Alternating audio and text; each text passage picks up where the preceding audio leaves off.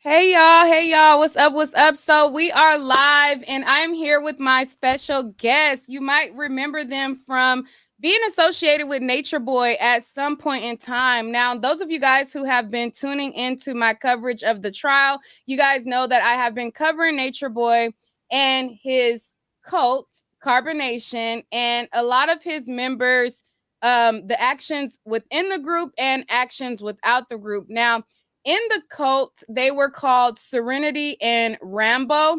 Now they go by Grace and Quetzal. Yes.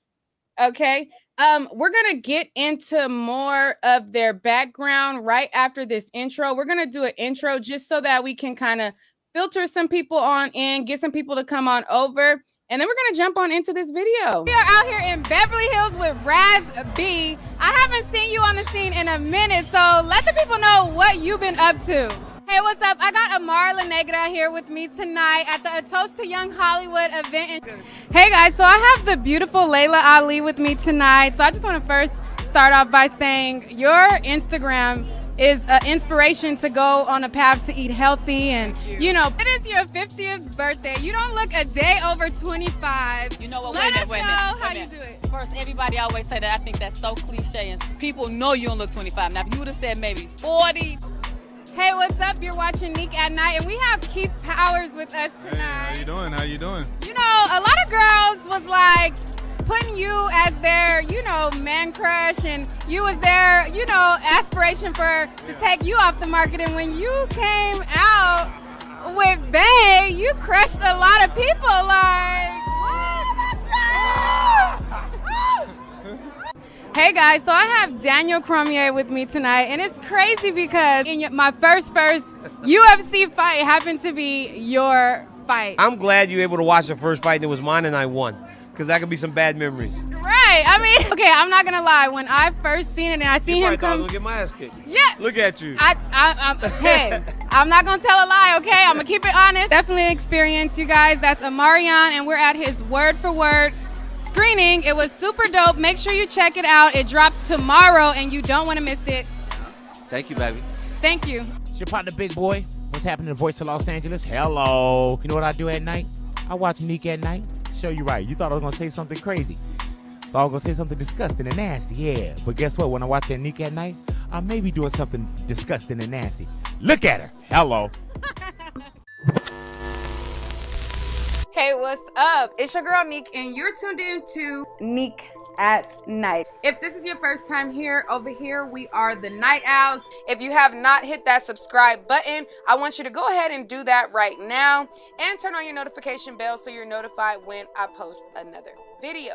But just know, keep in mind that over here, this is an acquired taste. You know what I'm saying? This ain't for everybody. This is a channel where I talk about celebrity news and gossip and give my opinion on trending stories. I'm a woman who has a website as well. I sell lingerie, adult toys, sexy pajamas, and I even got stuff for going out to the club, nighttime wear, all of those goodies for you as well. You can find this along with a whole bunch of other new goodies. You can find this at www.neekatnight.com. I'm just going to do a live video and we're going to get this done, and it's going to be bada bing, bada boom.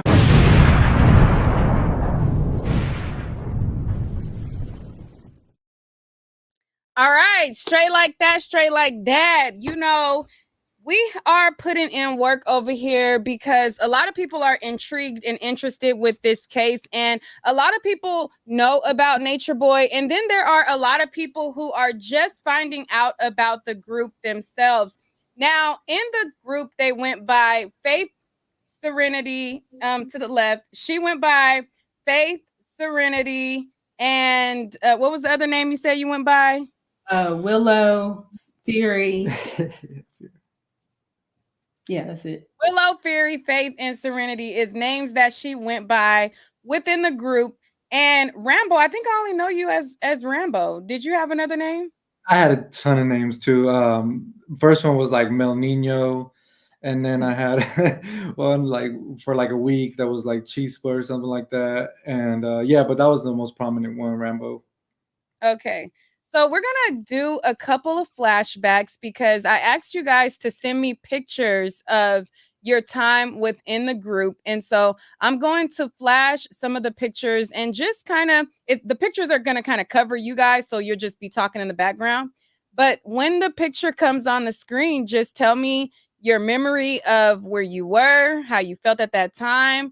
And we'll go down the line and we'll get further on into the interview. So this is the first picture right here. Can you tell us a little bit of background of this photo that we're looking at?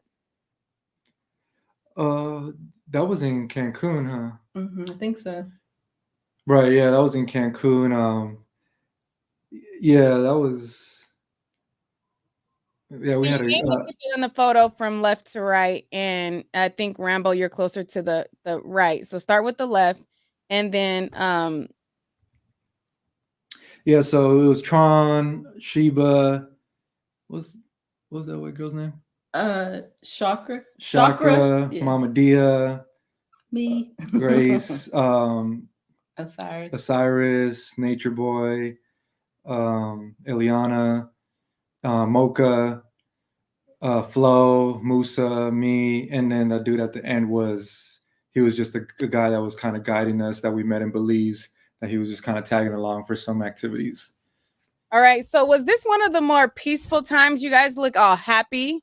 You look vibrant. You look like you were enjoying your time there. Can you give us a little bit of backstory of like your state and how long had you been with the group at that point?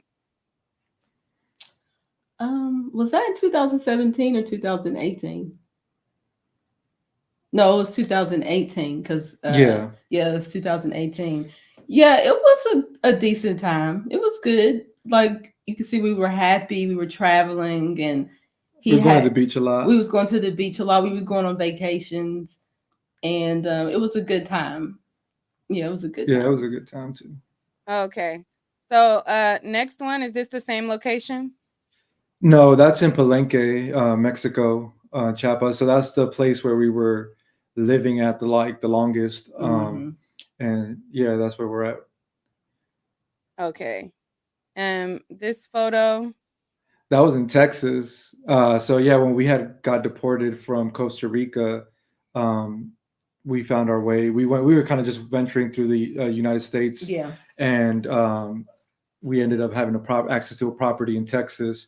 And so that's where we were staying. It was my cousin. Yeah. I reached out to my cousin because he lived in Texas and was just like, hey, we need somewhere to stay. And my cousin was like, okay, you can have one of my Airbnbs. And he let us stay there for maybe like 1 to 2 months. We didn't have to pay him anything. But I think Natureboy, he did end up sending my cousin something just because, that was a nice thing to do. But yeah, that's where we were at my cousin's house. Okay. This photo right here is where you guys made that. Is this where you guys made that video? I don't remember, Natureboy, whatever. Is this that? Yeah, that's the same property in Palenque. Yeah. That was around the same time. Okay. All right. And so this photo right here. That was right after we landed back in the States after getting deported, getting kicked off of Spirit Airlines. Yeah, from Costa Rica. And we landed in Florida, and a follower let us stay in their apartment, and we took that picture outside. Yeah. And so were you guys being grounded up with nature with your shoes off right here? Yeah, I think that was a time where it was still about the movement, and we were doing our best to live in the movement. That was around that time. As you see, we don't have no shoes on. Is this the one that people were talking about, like the airplane? Why'd y'all get kicked off the airplane? Is this that incident? Yeah, it was on WorldStar. But yeah, essentially they had spent a significant amount of time in jail. Me, her, Pocahontas, a couple other people had stayed us outside because our visas were still not expired. So yeah, they went to immigration jail. But essentially what happened is once they tried to put them on the plane to get them out of the country, there were complaints that they smelled, and they basically what you mean? Wasn't you a part of the group?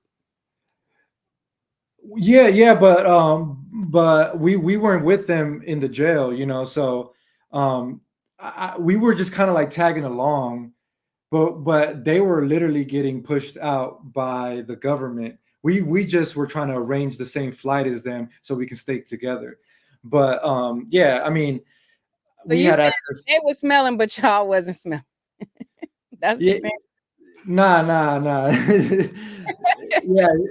Well, I guess the whole group. Like, I mean, I took offense to that too. You know, like it was just kind of our lifestyle. We didn't really believe in like using a lot of like harsh shampoo. Like we weren't trying to. We believed that we had a natural smell, and that's the way humans smell, and that's not something negative that you want to try to kind of hide.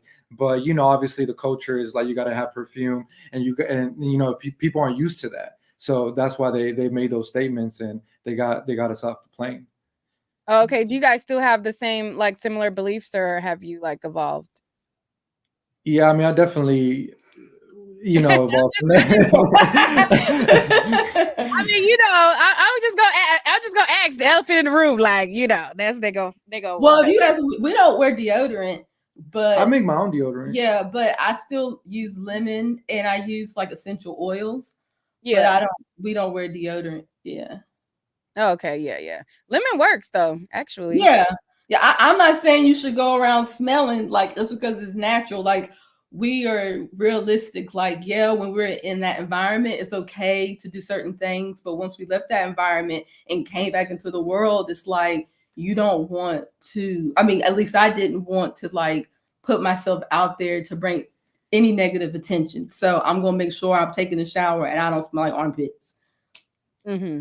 Okay. Yeah, it was that kicked off the plane. I'm like, wait a minute. But yeah, so we can move on. Okay. See, so this photo right here. Yeah, Belize. That was in Belize. Yeah. Yeah, I was that just was thinking about that Belize. video of Yeah. us dancing by the water. Yeah, that was still one of the good times. Yeah, that was one of the good This is times. the screenshot from the video that I played the other day. Right. Yeah. Yeah, that's where it was starting to get militant. Yeah, I think that's when he started really coming into that character of being God. Like, and having everyone like worship him. Like, because before the only people that took care of him was his wives, like that took care, like his food and his tent and anything else. But in this moment, what I remember is that him and Eliana were the king and queen, and we were the peasants, and everyone had their role of how they assisted them. That was not always like that, but that's when that started happening. Okay. So now, since we went through some of the photos, we're going to get to the expert testimony because Quetzal, he reached out to me and he said that he kind of wanted to talk about a couple of things that the expert witness said. And a lot of people, some people in the comments even mentioned you in the comments and said that he was speaking based on like his knowledge of how ex-members would behave. Some people felt like in the last video they were like, oh, he's taking up for Natureboy, blah blah blah. And so I thought that it was interesting to get your take on what the expert said as well. But before we get to that part, I just kind of want to give you guys the floor to tell your story. So start from the top and we'll go with Grace. Since we haven't heard from you, you say you haven't done an interview before. This is your first one? Yeah, and I would like to say, Nick, I love the work that you do. This is really the first time I've seen you, but I've been watching since the trial. And I like your perspective. I know you probably have your opinion about this whole thing, but I like how you run your media to where you're neutral and you're just stating the facts. And so I felt comfortable enough to come on your platform because I've never done any interviews with anyone, maybe on our platforms, but not on other people's platforms. So okay, I'm honored. I appreciate that. I love the fact that you feel comfortable. I know you're a little nervous, but I love the fact that you're being brave enough to even come on here and talk to us. We will be gentle. But they are gonna be particular. You know, there are things that we do have to kind of go over, but just in being transparent. But you can always decline what you don't feel comfortable with speaking about. And things like that. But the main thing that I keep seeing is that you guys look amazing. A lot of people are putting the fact that you look good, you look healthy, and all of those things. So, Grace, we want to hear from you. What prompted you to join the group, and kind of just give us your summary of you joining, the state of mind, what made you join, and then we'll go from there. Okay. Well, at the time of my life, I was going through something with my health, and this is something that I dealt with all of my life since I can remember. And it got to the point to where the drugs wasn't helping, and even going the natural pathway, that wasn't helping. They were also trying to give me drugs. And so I was looking for something. I was looking for an answer to what was going on with me. And for those that have been following me, they know what I'm talking about, what I was going through. And so you have a lot of people who are new. If you feel comfortable, if not, but if you're okay with just elaborating just a little more, because there's a lot of new viewers also. Yeah. Just introduction to you.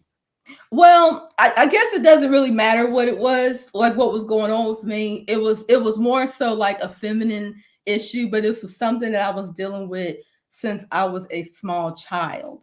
And so it kind of just got out of hand to where nothing would help.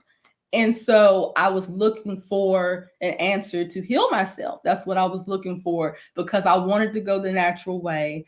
And I just didn't know what to do. So I went online, I went on YouTube, and I saw Natureboy's video, and he was saying why Dr. Sebi and all these different people that he listed are snake oil salesmen. And I was like, oh my gosh, he's talking about Dr. Sebi? I said, no one talks about Dr. Sebi. I have to see what he has to say. So when I listened to the video, it was everything that the doctor diagnosed me with. He was saying, if you have this, and if you have anemia, vitamin D deficiency, if you have hyperthyroidism, if you have like all this stuff, he was like, it is because you are in an environment that is killing you. He was like, you are Black, you belong in the tropics, and the food that you're eating is killing you. This is why you are going through what you're going through. You need to be closer to the sun. And I was like, oh my gosh. And then I saw 2 Black people like in the jungle in nature, and that was something new. It was like looking into like a time machine, like seeing what my future could be, and remembering, like starting to remember, like I'm supposed to be in the jungle. Like it was just like a wake up. But then like after that, I was like, I have to know more, because the things that he was saying, it wasn't anything that you haven't heard before. It's just that he said it in a way that connected with you. Like we all know about the environment and the food, but not enough to make us make any real change in our life. Because I was vegan before that, and I was in my dad's cult church group before that. So it's like, it's not that I didn't know these things. It's just that I went through life and just thought I could get away with it and live a certain way, knowing that it was making me sick and what I was doing. And so I just kept watching some of the videos, and I was showing my friends and my boyfriend at the time the videos. I'm like, have you heard this? This is crazy. And everybody was saying that they agreed to what he was teaching. They just didn't like how he was doing it. So after that, I'm like, okay, well, I can't tell them nothing about this because they're not getting it. So I just continued to watch the videos, and something made me reach out to him. Like I was like looking for his number. Like I was like looking at someone, and he had posted his number because someone else wanted to talk to him. So I texted him on WhatsApp, and it was like, hey, can you help me? And he was like, help you with what? And I told him like what was going on with me. And he was like, well, do you believe? Because I was hoping maybe he could give me a diet. I was still in that mindset. He could give me sorry to cut you off. Are those the messages that got released through Pharaoh, young Pharaoh? I don't know any messages that were released from young Pharaoh.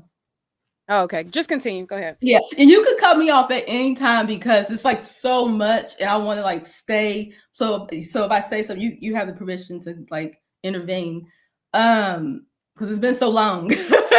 Like it seems so near, but it's been a long time. So I reached out hoping that he could just give me a diet or give me the answer. And then he was like, natural remedy to remedy the problem. And he was like, well, do you believe that you have a disease? And I said, well, the way I'm smelling, I was like, I smell like I got a disease.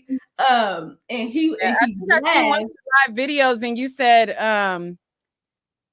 you said it was like, what did you say? It was like I smell like death. Yeah, so for anybody about dead or death or it was like I had a fungus. I had fungus in my stomach, and it was coming out through my vagina. Like it was like fungus, like candida, but fungus. It was all like in my stomach. I just want to commend you for being transparent. It's not easy, so I just want to say, yeah, I'm very transparent. A lot of women who have issues and they're afraid to be open about it, and so I just want to commend you for your transparency, because a lot of people would be afraid to be that open about it. But go ahead. Yeah, definitely. And I definitely got heat for being transparent, but it's okay because I know it's going to help somebody.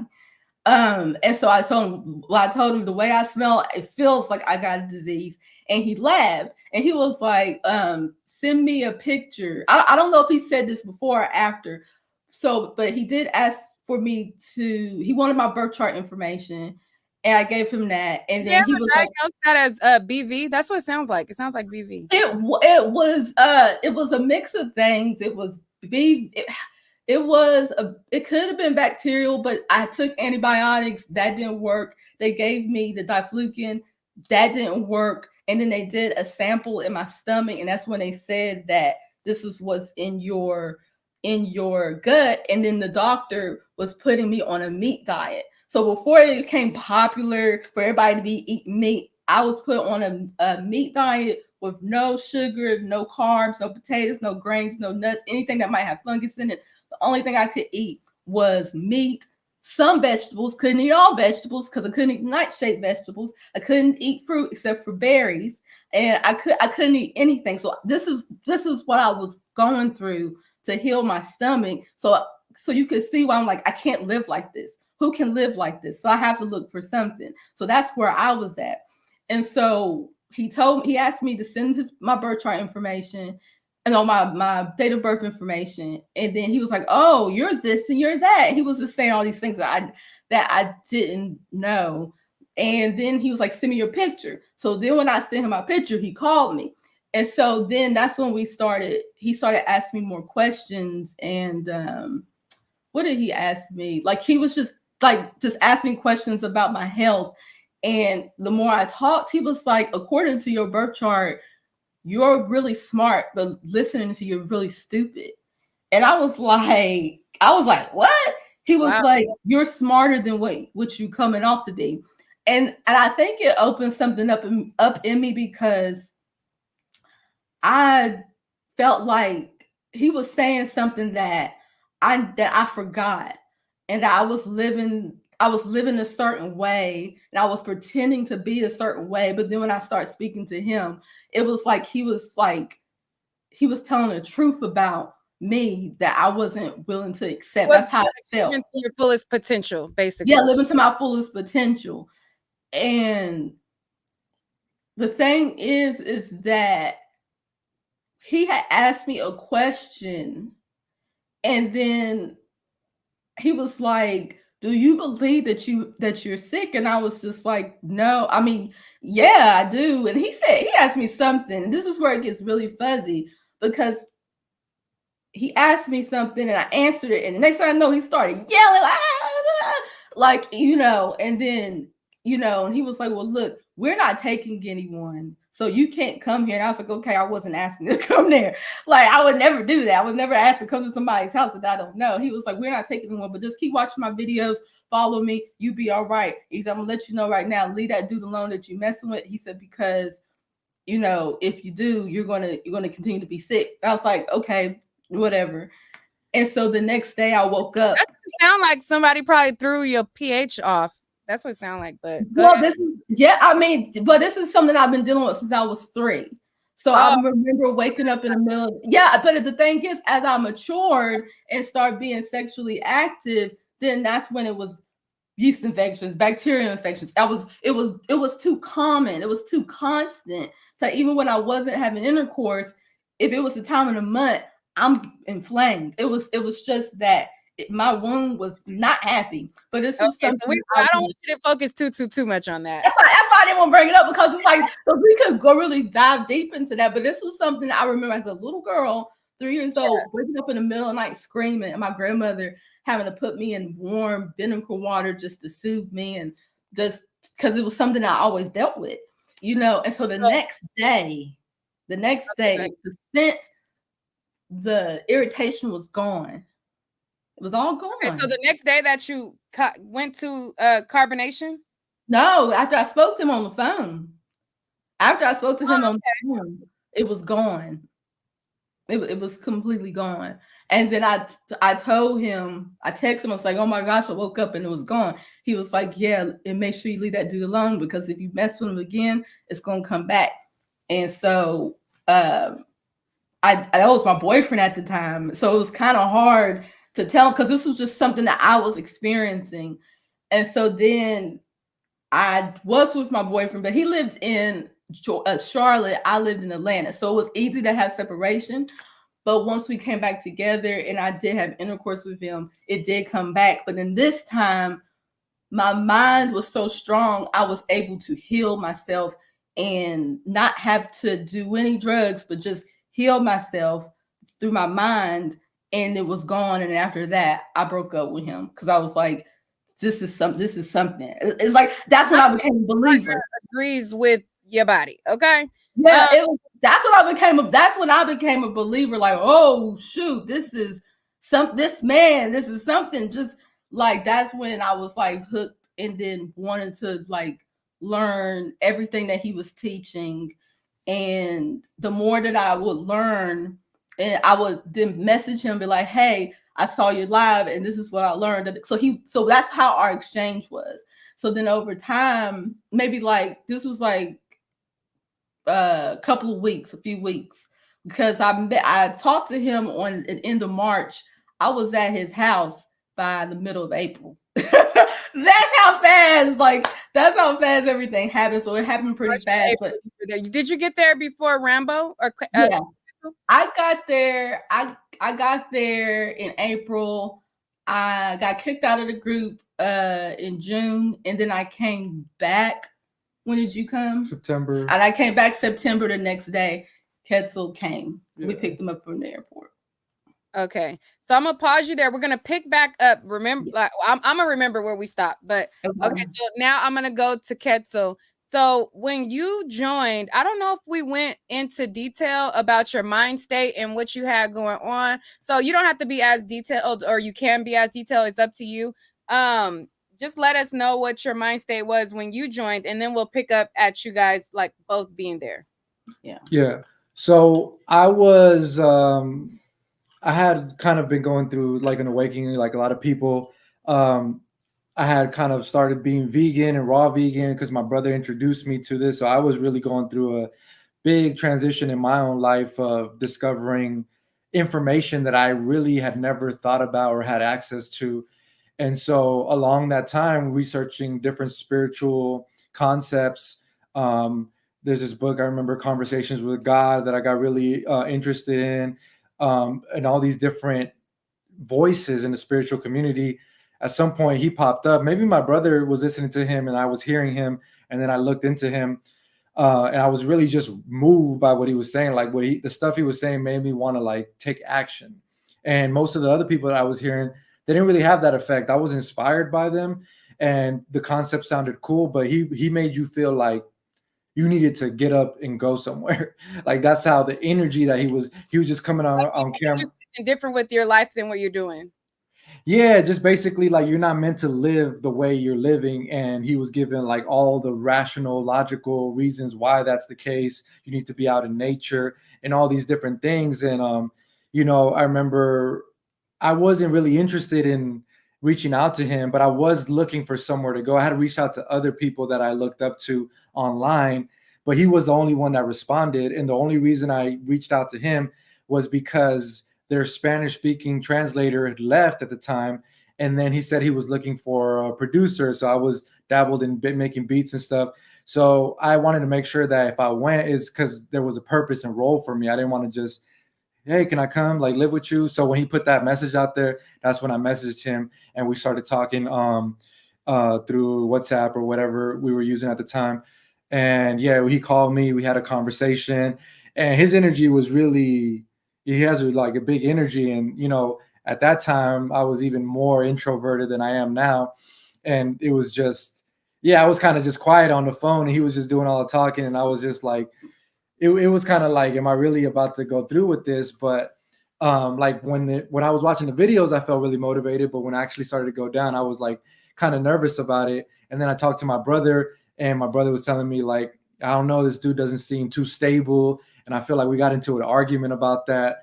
But I was just like, nah, like he's speaking facts. And, you know, so I bought my ticket like a month ahead. So I had like a whole month where I was still like preparing to leave.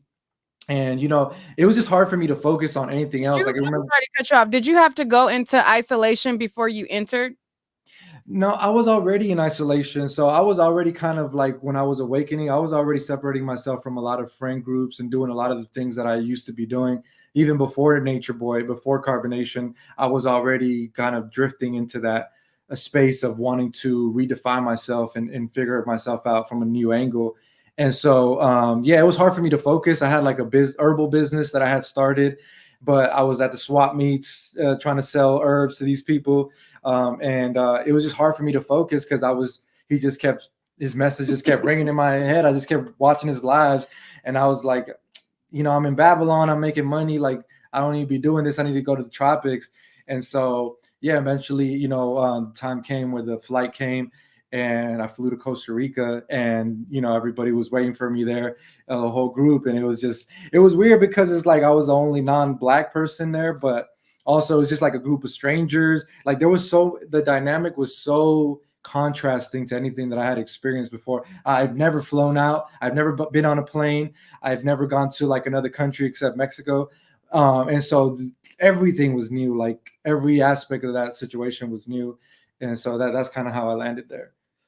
All right. So you get there before him, Grace, correct? And then he comes a couple months after. Is that what you said? No, the first time I came, it was in April. I got kicked out of the group in June. I had to leave the group. And then I came back in September.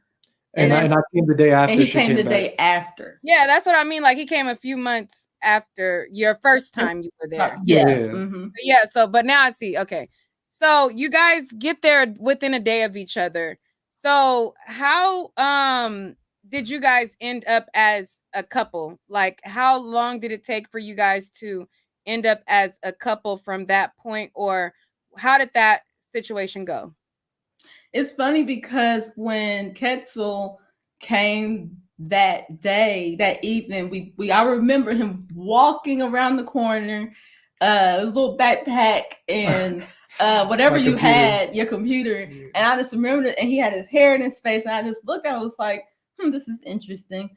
Like, and we go home and we put him up in the studio because that was his space. And I just remember we were all like rapping. That was something that we did, like ciphers. Everybody had to rap. And if you saw pictures of Quetzal when he was Rambo, he just did not seem like anyone that would have any type of talent.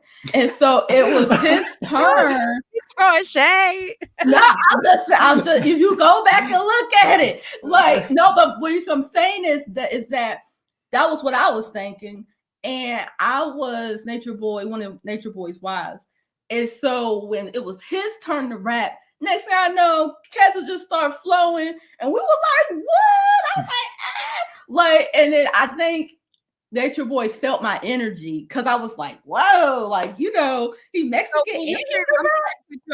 So when you came back the day before he came back, he kicked you out the group. You came back, and so immediately when you came back, he labeled you as his wife at that point. Yeah, it was funny because when I came back, he was with Pocahontas, and I remember because I was in Honduras, and And I came back, and I came from Honduras to Costa Rica. And so when we came back, everybody picked me up. It was a celebration. And it was like, you deserve to be here. Look at you. You've grown. Like, you went through a lot and you're here. You deserve to be with us now. And I remember that night when they were all setting up my tent, it was me, him, and Pocahontas in the bedroom. And he was just talking to me. And he was just like, yeah, I think, that you should be my wife. He said, I think, you should be my wife. I got Pocahontas here, and and you can be my other wife. And he was like, I think it'll be good because you've been my wife before, and she's still learning how to be my wife, but you already know, so you could help her in her role. And I was just like, at first I was just like, because I just know how he is, and I just wanted to come back. Were you interested in him in being in that capacity with him? No, not really. No, when I came back, I was just wanting to be a part of it. But then when he asked me that, it was like, it was almost like an honor to be like, okay, because like being his wife, you get certain perks and you get to be close to him. And yes, it was a role. Like, everybody played a role, and to be his wife was like the highest role. So I mean, that's how I was looking at it. Like, it was a role. It was a part of my character. And I was like, okay. Was part of your hesitation because of what was the other girl's name? Because part of my hesitation was that I just want to be there and just do what I want to do. What was the girl's name before the Pocahontas? No, the other one. Yaya? Yeah, with Yaya, you were in the relationship with him and Yaya, right? Yeah. So was part of the hesitation like, do I want to kind of go through this again? Because did you like the experience that with being intertwined with them?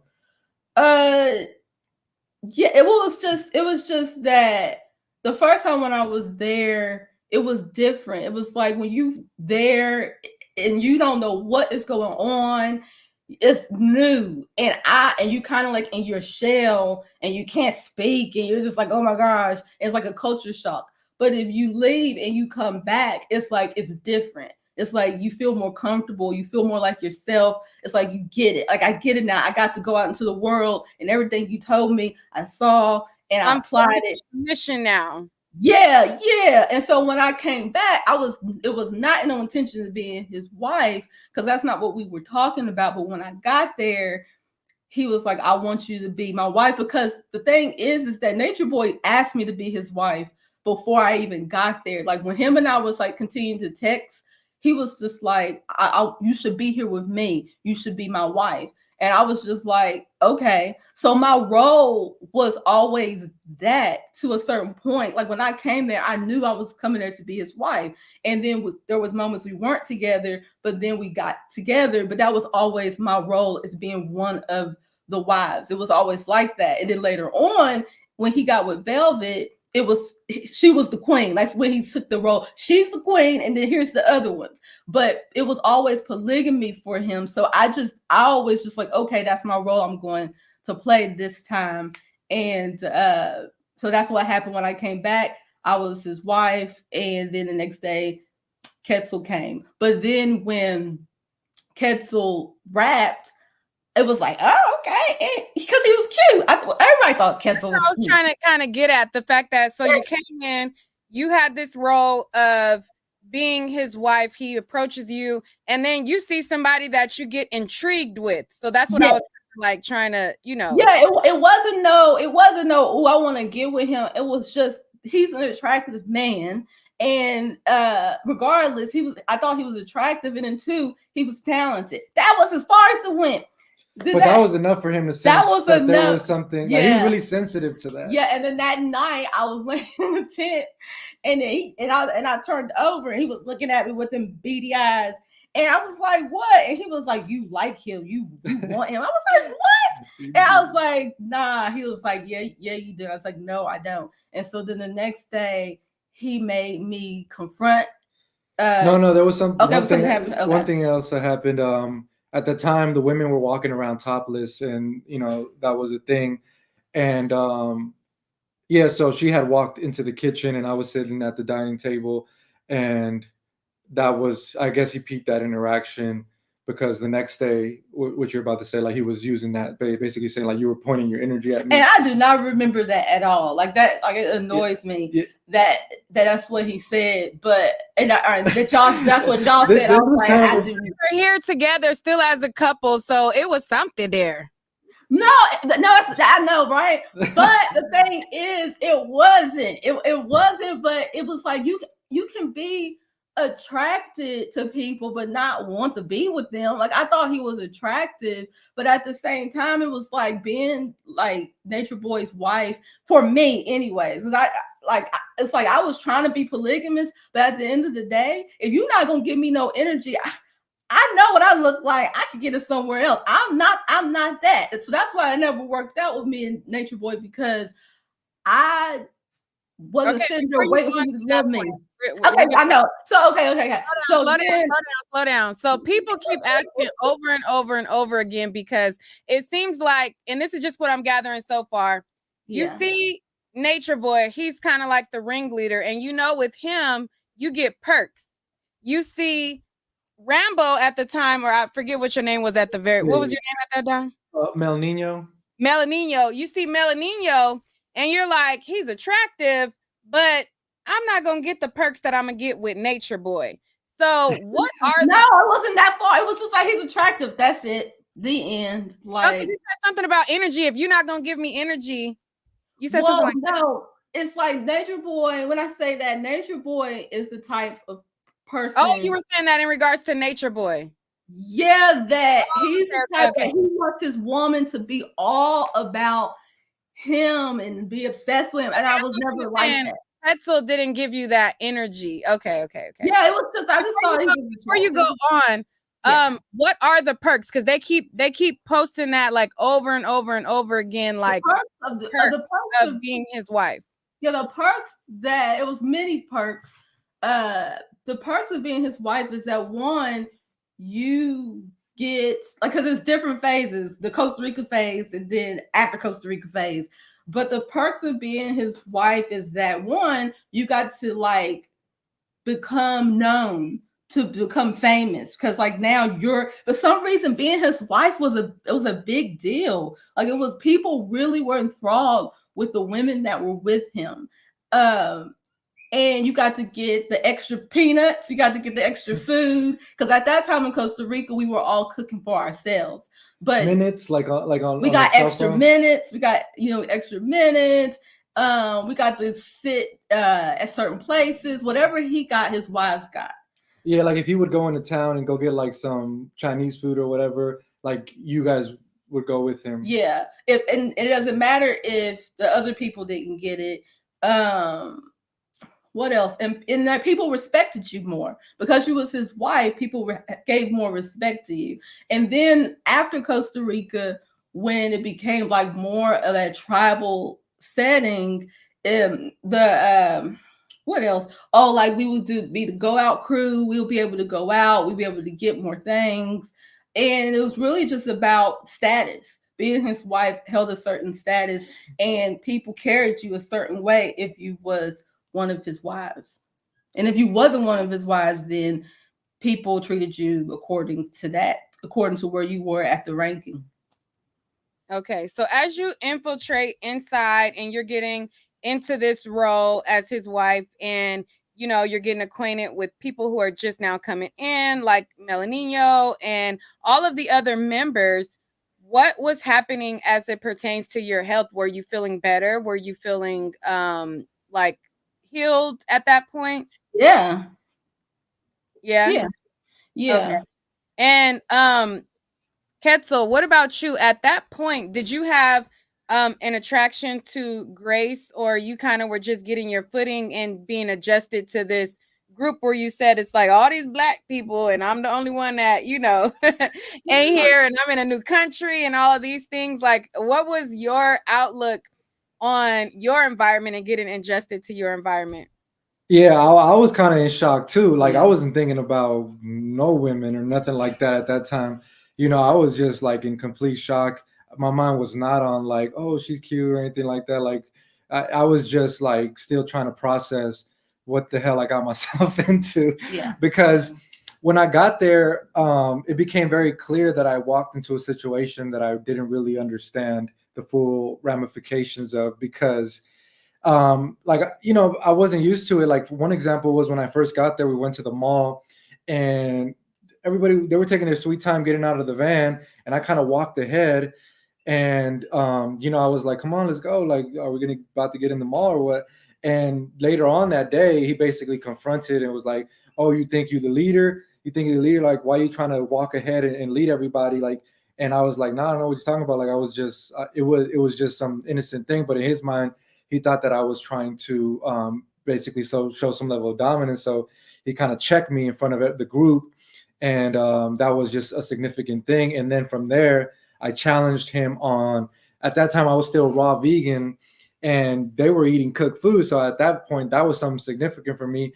I wasn't really ready to let go of that, and so we had a debate of sorts where we were pulling up information online.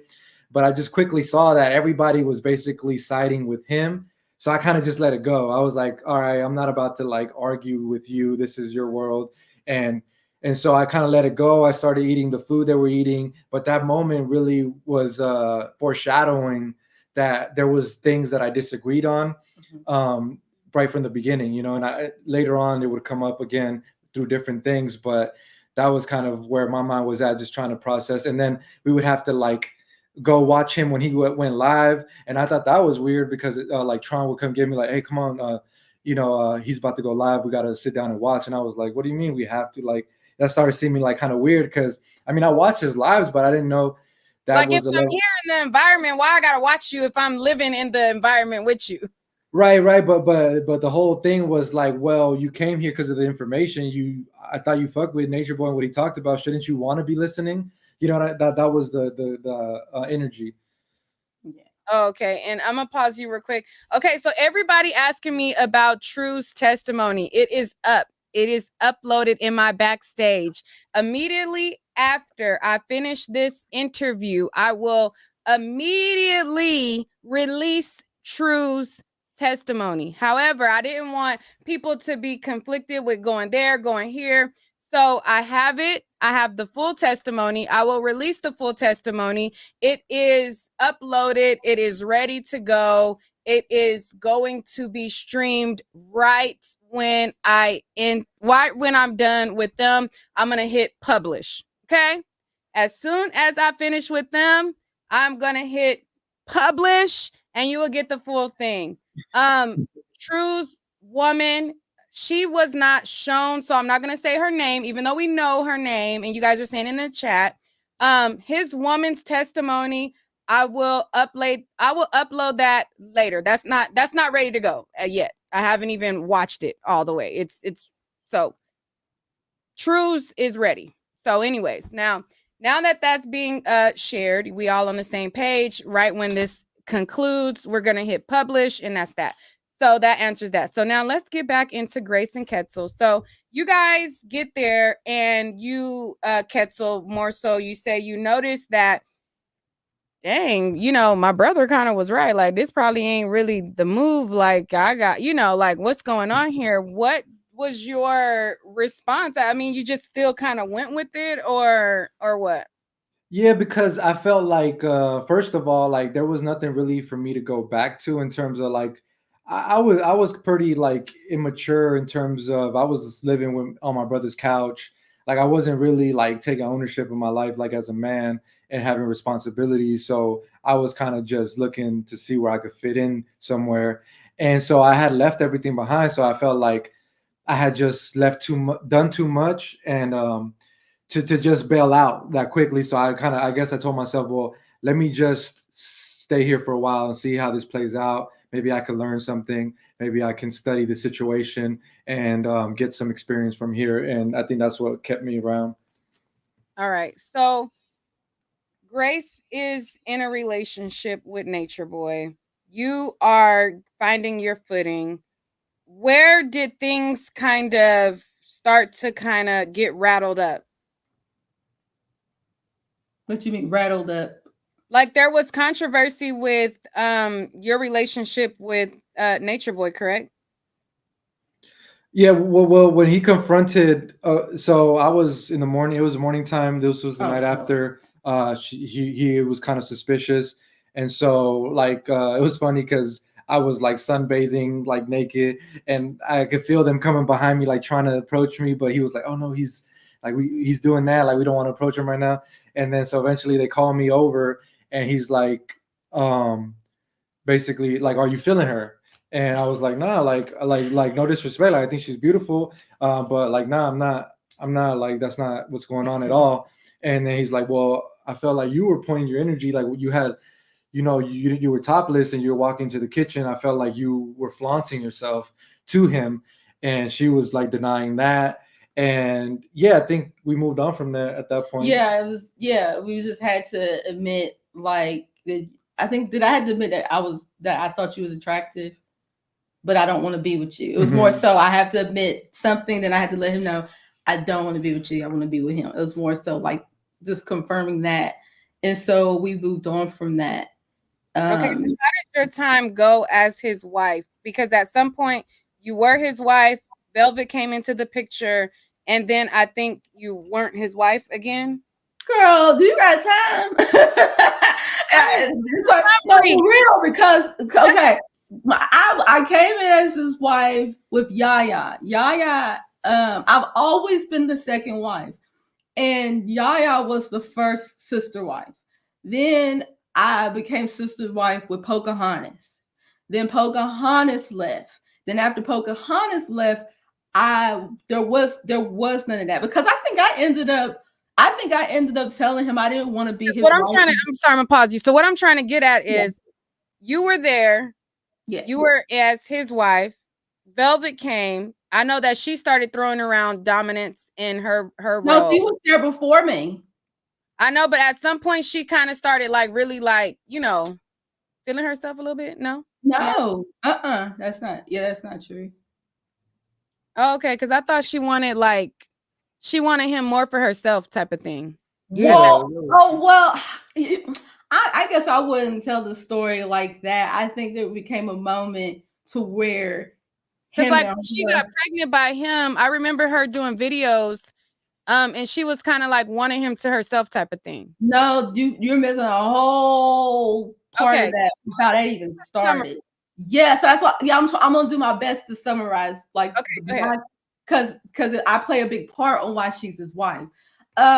So first it was Yaya, then it was Pocahontas, and then once Pocahontas left, well, before Pocahontas left, I wasn't his wife after that, and then Pocahontas left, and then there was a stint where he didn't have a wife, and then Sunny, she came. Sunny became his wife, but I still wasn't his wife, and then that's when me and you started talking a little bit, but we still wasn't fooling around. And then that's when things opened up for Velvet because the thing is that even though I wasn't his wife, I was still taking care of him. I was still cooking his food, waiting hand and foot after him. He wasn't intimate, but I was the one like taking care of him. So I got to the point, and then when this new chick came and he's just with her, I was like, look, I said, look, are we together or not? I said, because if we're not, I don't want you to be using me and take advantage of me. He was like, don't you be talking to me like that. I said, no, I just need to know so I can move forward, so I can move on. Because once I move on from you, that is it. Like, I'm done, And then he was like, yeah, I don't see you in that way. And I said, good, I don't see you in that way either. So it was a mutual agreement that we was just like, let's just be cool. And then before that, Velvet had told me that she had sexual dreams about him, and she was with Omac. So I was like, well, Velvet is into you. I said, Eliana is into you. He was like, really? And I was like, yeah, she came to me and told me that she's been having, dreams about you, and she's like, turned on by you or whatever. And he was like, oh my God, I feel the same way. And then in that moment, he was like, yeah, I could see that. Me and her being together. And then you can be with us too. I see us being. He brought me back in after he literally just said he didn't want to be with me. But once he saw Velvet, he brought me and saw me as being with them as well. Because remember, he's all about polygamy. So I was just like, yeah. And so I went and told her what he said. So it became this back and forth to where I'm in the middle. He's saying things and she's saying stuff to him. And it got to the point where I think she was feeling guilty or she was feeling uncomfortable because she was with Omat. And she was like, look, don't relay no more messages to me about it. I don't want to, I don't want to be with him. I don't like this. Please leave me alone. I don't like this. So I went back and told him, and he was like, well, she don't got to worry about that. She going to make me look like the crazy old man after her, or the crazy dirty man after her. He was like, I'm not going to say nothing because he was already with Sonny. So after that, there was no energy that Natureboy was giving off. He wasn't coming to me, telling me anything. He was focused on Sonny. Well, I don't know why Velvet did what she did, but it got to the point where Velvet, I guess she didn't like that she wasn't getting that energy or something. And she went to Sonny and told Sonny everything, like what happened. And then we was in the car and Sonny came to me and was like, why did she tell me that? And I told her some scripture, like, like pretty much saying that she's just don't got good intentions. Some type of way he stopped chasing her and he she even though she told him not to, she felt a certain way that he stopped. And then he was giving his focus to Sonny. And so we was in the car. I won't ever forget this. We were all in the car, jam-packed. Everybody was up in there that could fit in there.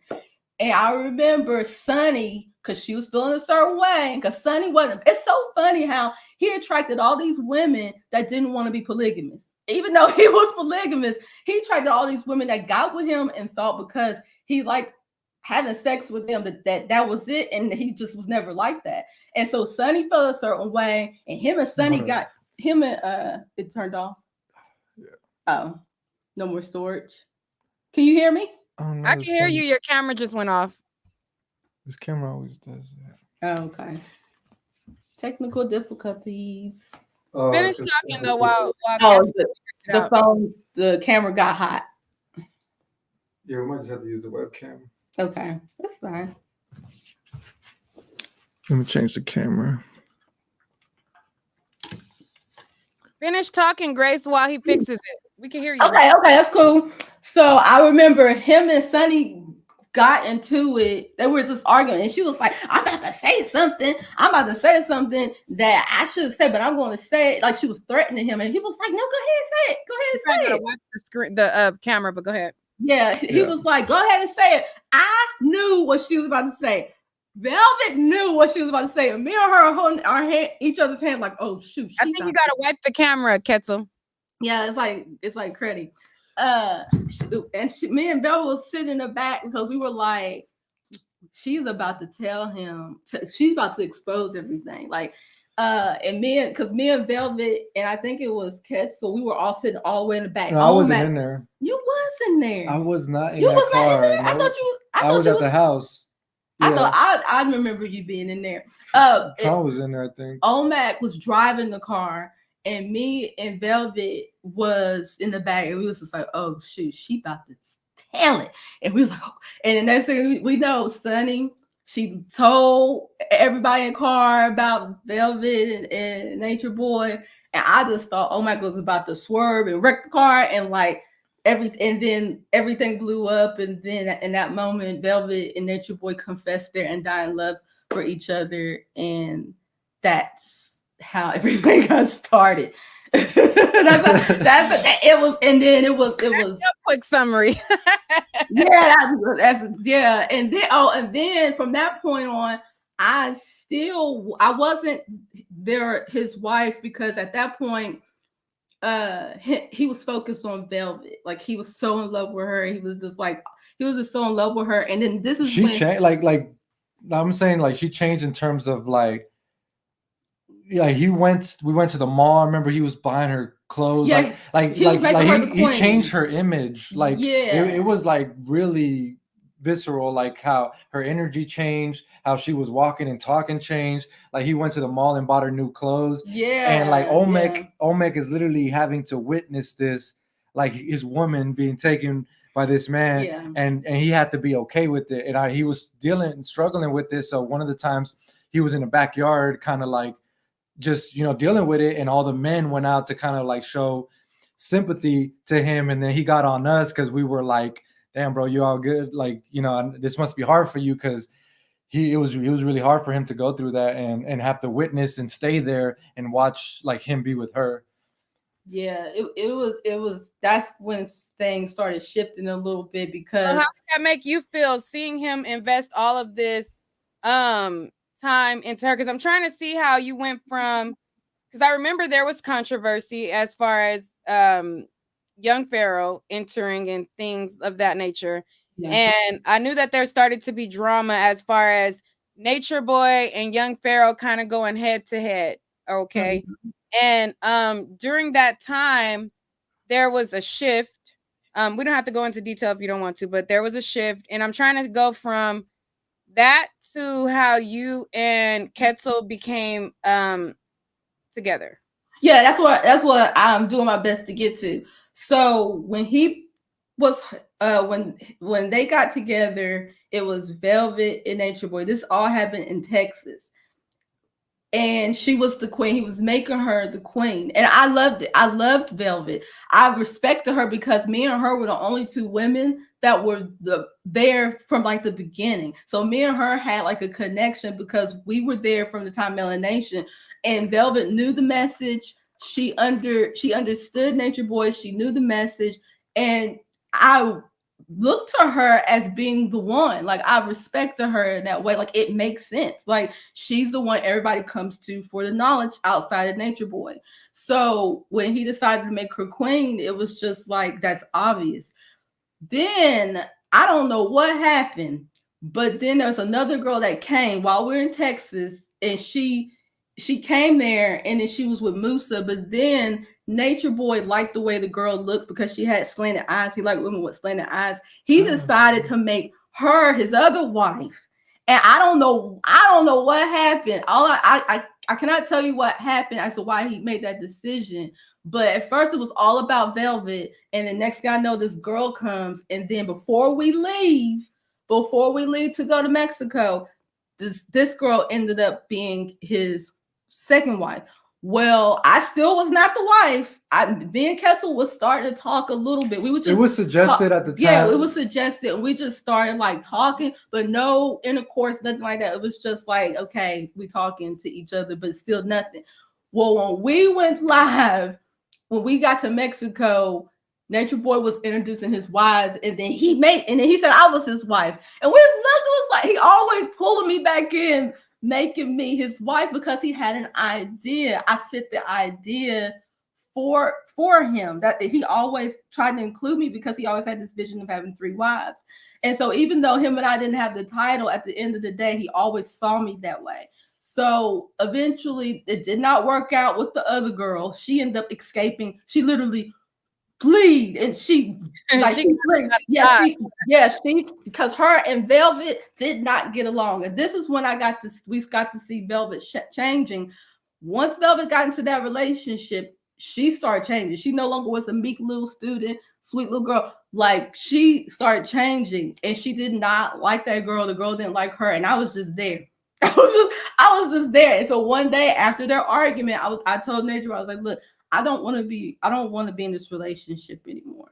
And he said he's disappointed because he's looking to me as a mature one to be able to handle this. And, you know, they're immature, I'm mature, and he wants me to rise above this, to be the example. And I said, yeah, I know, but I just don't want to be. I don't want to deal with it. Like, it's like, dang, this is the 3rd time I'm your wife, and you picking all these women that are not with the program, that's not polygamous, that don't want to be polygamous, and I got to deal with the jealousy and all this and that. When it's like, okay, if you don't want to be polygamous, don't be in this relationship. But I've got to the point like, look, I don't want to deal with the drama. I don't want to deal with the drama of you, these women. And I told him, I was like, you're not polygamous, you're monogamous, and you're using other women as options when you don't get what you want from the main one. I never felt like this was a polygamous relationship. I've always felt like you're monogamous. You got to have your one, you got to have your queen, but you just want the other ones on the side as an option just to piss her off, or because you just nasty.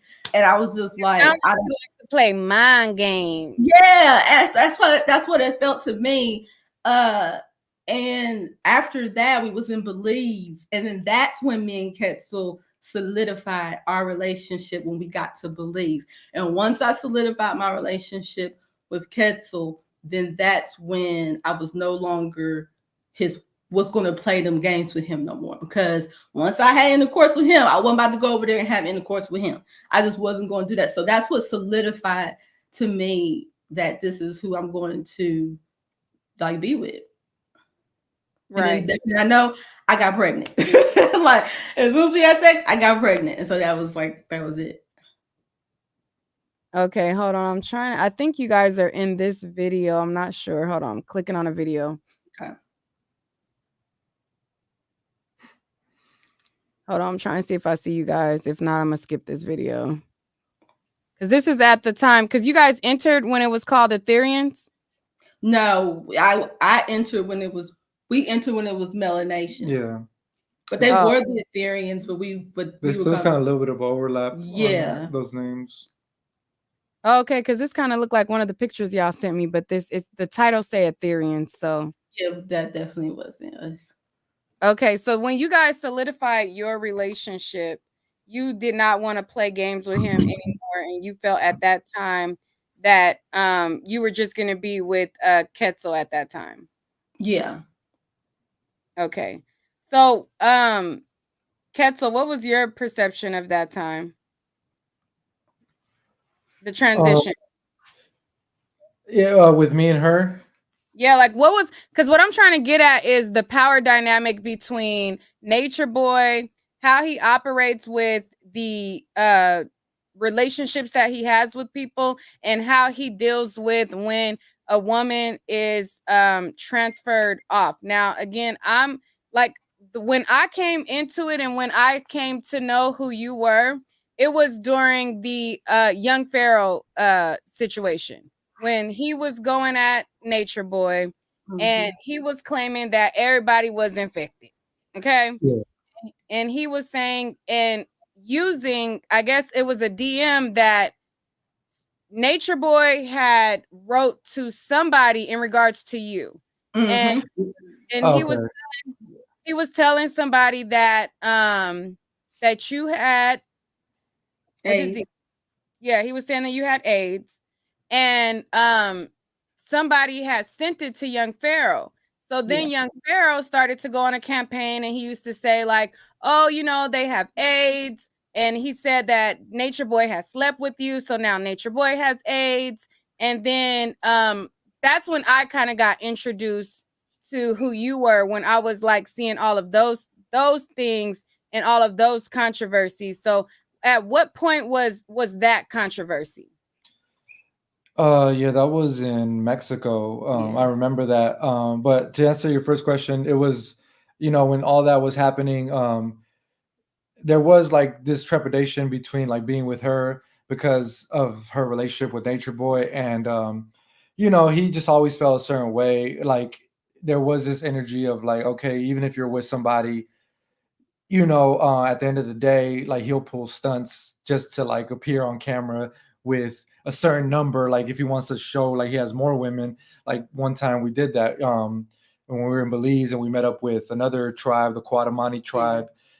He pulled her like, hey, you're gonna come with me and appear as one of my wives, because he wanted to kind of consolidate his power as being like the chief of the tribe, because we were gonna meet with their chief. And that was a crazy situation because it was like a face off of two tribes.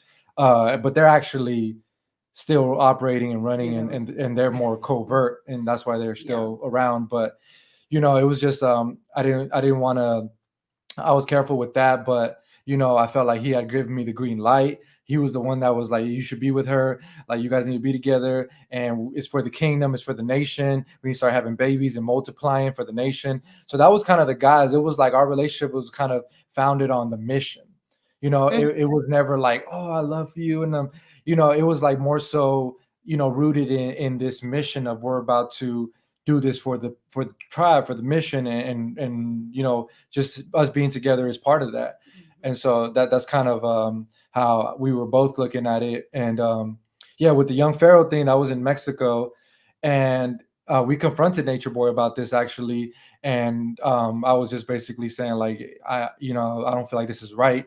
Like, you're kind of lying, like we were careful. We kind of didn't want to go to him, but she was feeling a certain way. Because the girl sent me the messages. Yeah. We didn't know. We had heard about it, but then we got the actual direct messages, and we're like, oh, he's straight up lying. Like he's just, because people always. That's the thing when it comes to that. People are always lying about what went on in carbonation. And yeah, people didn't know what they was talking about. So I thought that was one of those things that people didn't know what they were talking about until the girl sent me the messages. She said, hey, I'm the one that sent him the messages. So I saw it, and it did show that. So I went to Ketzel. I was like, oh, Ketzel, we gotta say something. And we was nervous because we gotta confront him. So we went and confronted him, and he's like, no, I ain't say nothing. And the fact that you is saying this, and he was like pushing his energy on us, and we was like, whoa, we just asking. Like, he said, you shouldn't be asking me. And it was like, okay, fine, whatever. And we dropped it. Next thing I know, maybe the next day or that evening, he comes to us and says, yeah, I said it. Yeah, I said that. So where did that come from? Why did he tell people that you had AIDS? Okay, so this is how all that happened. When I left, I actually spoke to the girl. When we left finally, the girl reached out to me and we talked about it. Like she was like, look, I reached out and he lied. So this is the thing. I didn't feel a certain way that he said I had AIDS. I felt a certain way that he lied to me about why he did it. Because the girl said she reached out to him because one of her friends had AIDS and she thought because he could heal that he could help teach her how to do that. He's like, oh yeah, I healed Serenity of AIDS. Well, when I was back in Atlanta, the doctor diagnosed with me with having autoimmune deficiency or autoimmune disease. Yeah, disease. And that's something that they label you and diagnose you with because they don't know what's wrong with you. That's a very common diagnosis these days, is having autoimmune disease or whatever. So so he knew that. I don't know why he didn't exaggerate. Deficiency or that's different than autoimmune? Yeah, because you got you got AIDS, is autoimmune deficiency syndrome. Right. Autoimmune disease is just when certain parts of your body is shutting down and you just got a lot going on with your immune system. It's a more general term. Yeah, it's general. It's just a blanket statement. Okay, so it's acquired immunodeficiency syndrome, and what you were diagnosed with was autoimmune disease. Yes. Yeah. Okay. See, I didn't even know what AIDS. I think he conflated He conflated the two. So he told the girl, yeah, I treated her of that. And so the girl, so that's how they got started.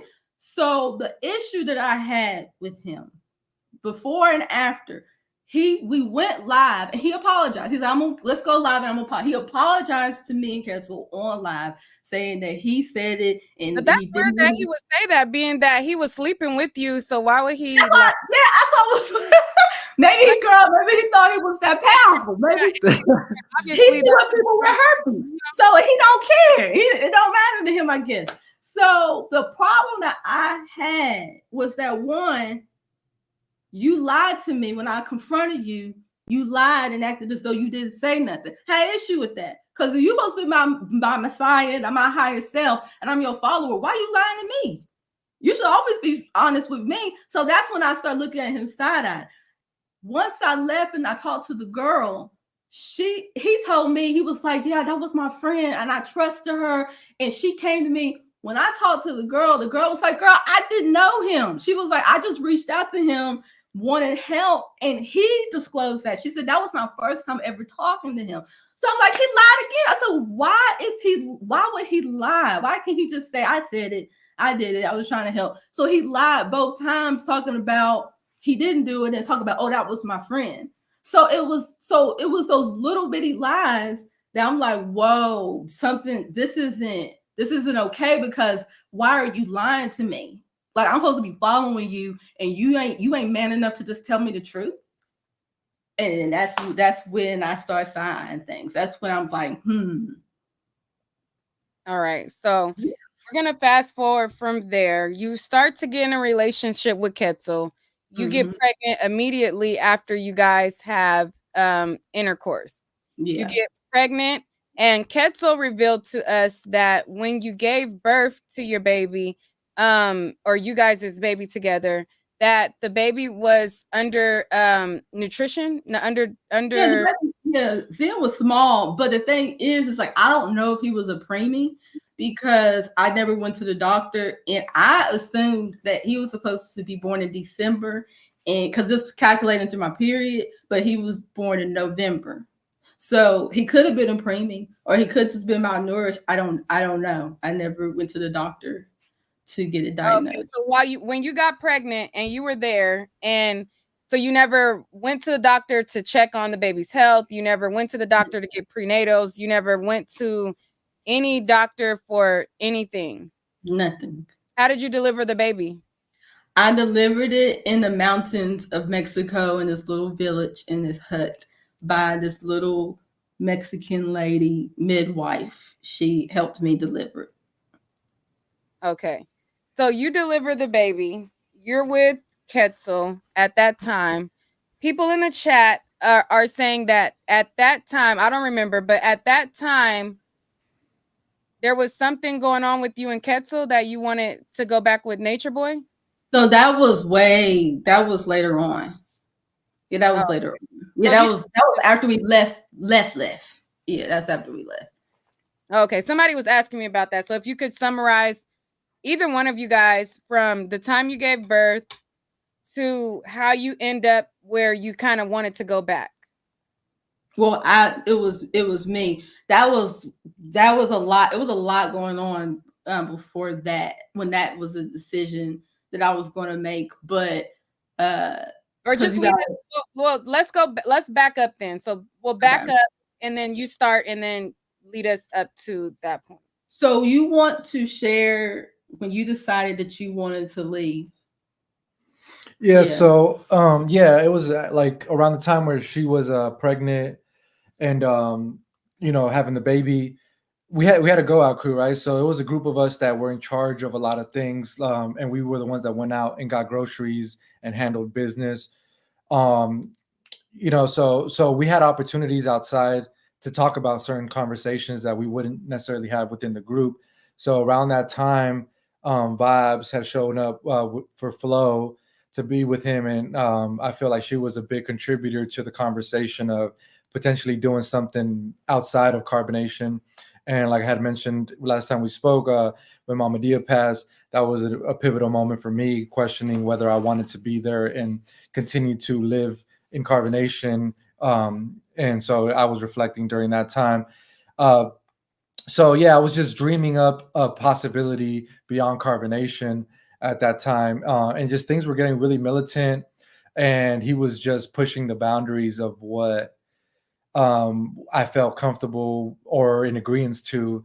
And so that's kind of where my mindset was at. And us having the baby in the mountains was kind of an act of rebellion, because we were supposed to have it at the hospital when he was being really unsupportive of her pregnancy. Like, he was not catering to her needs.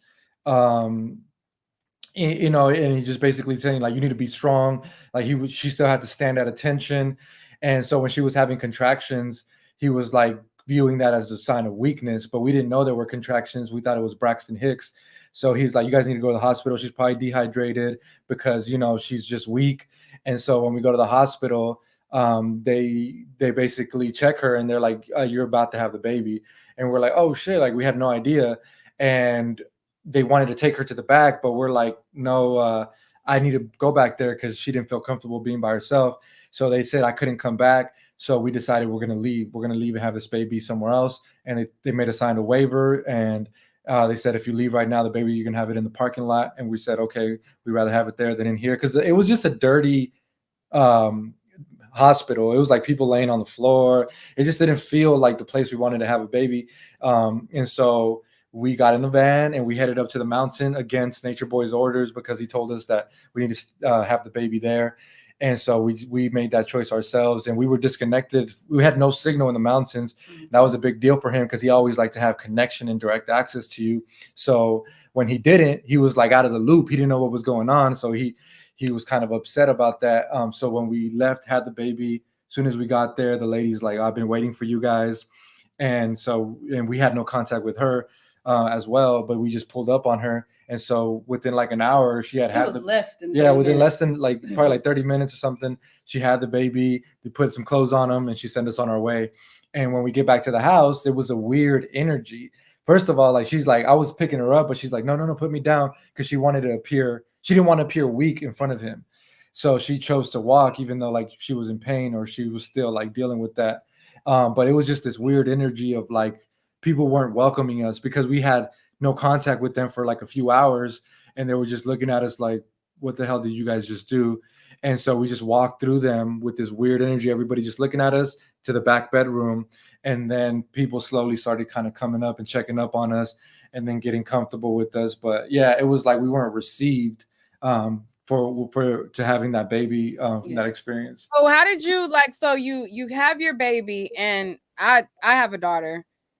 As soon as she came out, you're bleeding, you're swollen, you are sensitive down there. Like I remember having to put on like the cooling pads because it was a little sensitive down there because you just contracted, and now your body is trying to contract back. Yeah. You're bleeding. So how are you doing that transition from the mountains to back to the home? Like what did you do? I didn't do anything. We just were you bleeding out? Did you what happened?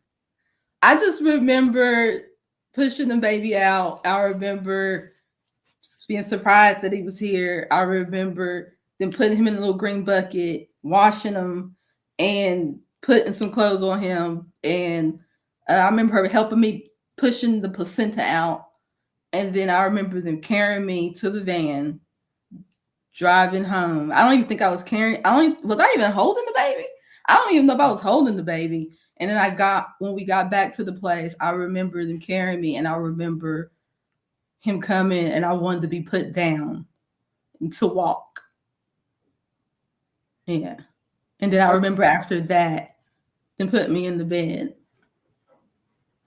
Yeah. And then what was the first thing that Natureboy said to you when you got back? Well, Jazz, she's the best person to ask that, because she said that she was the one that said that, why don't y'all go in there? He was like, I don't know that baby like that. And she was like, if you don't go in there. And I think she said that's what did it for her, just to just see how they were acting. And Tron and Courtney were the first two people that came in the room. None of the women came in there. Nobody came in there. And I don't know if it's because they didn't want to or because he told them not to, but I just remember Tron and Courtney were the only two that came in there and was happy to see us and wanted to see the baby. And they were just happy. Everybody else was being weird. Everybody else was just like, acting like that. And maybe they were mirroring his energy. But yeah, I just remember that. And then him going live and him like, Well, the whole time y'all treated us and the baby cold. But then he got on camera to portray like, yeah, she did that, whatever. And it just wasn't like that. Okay.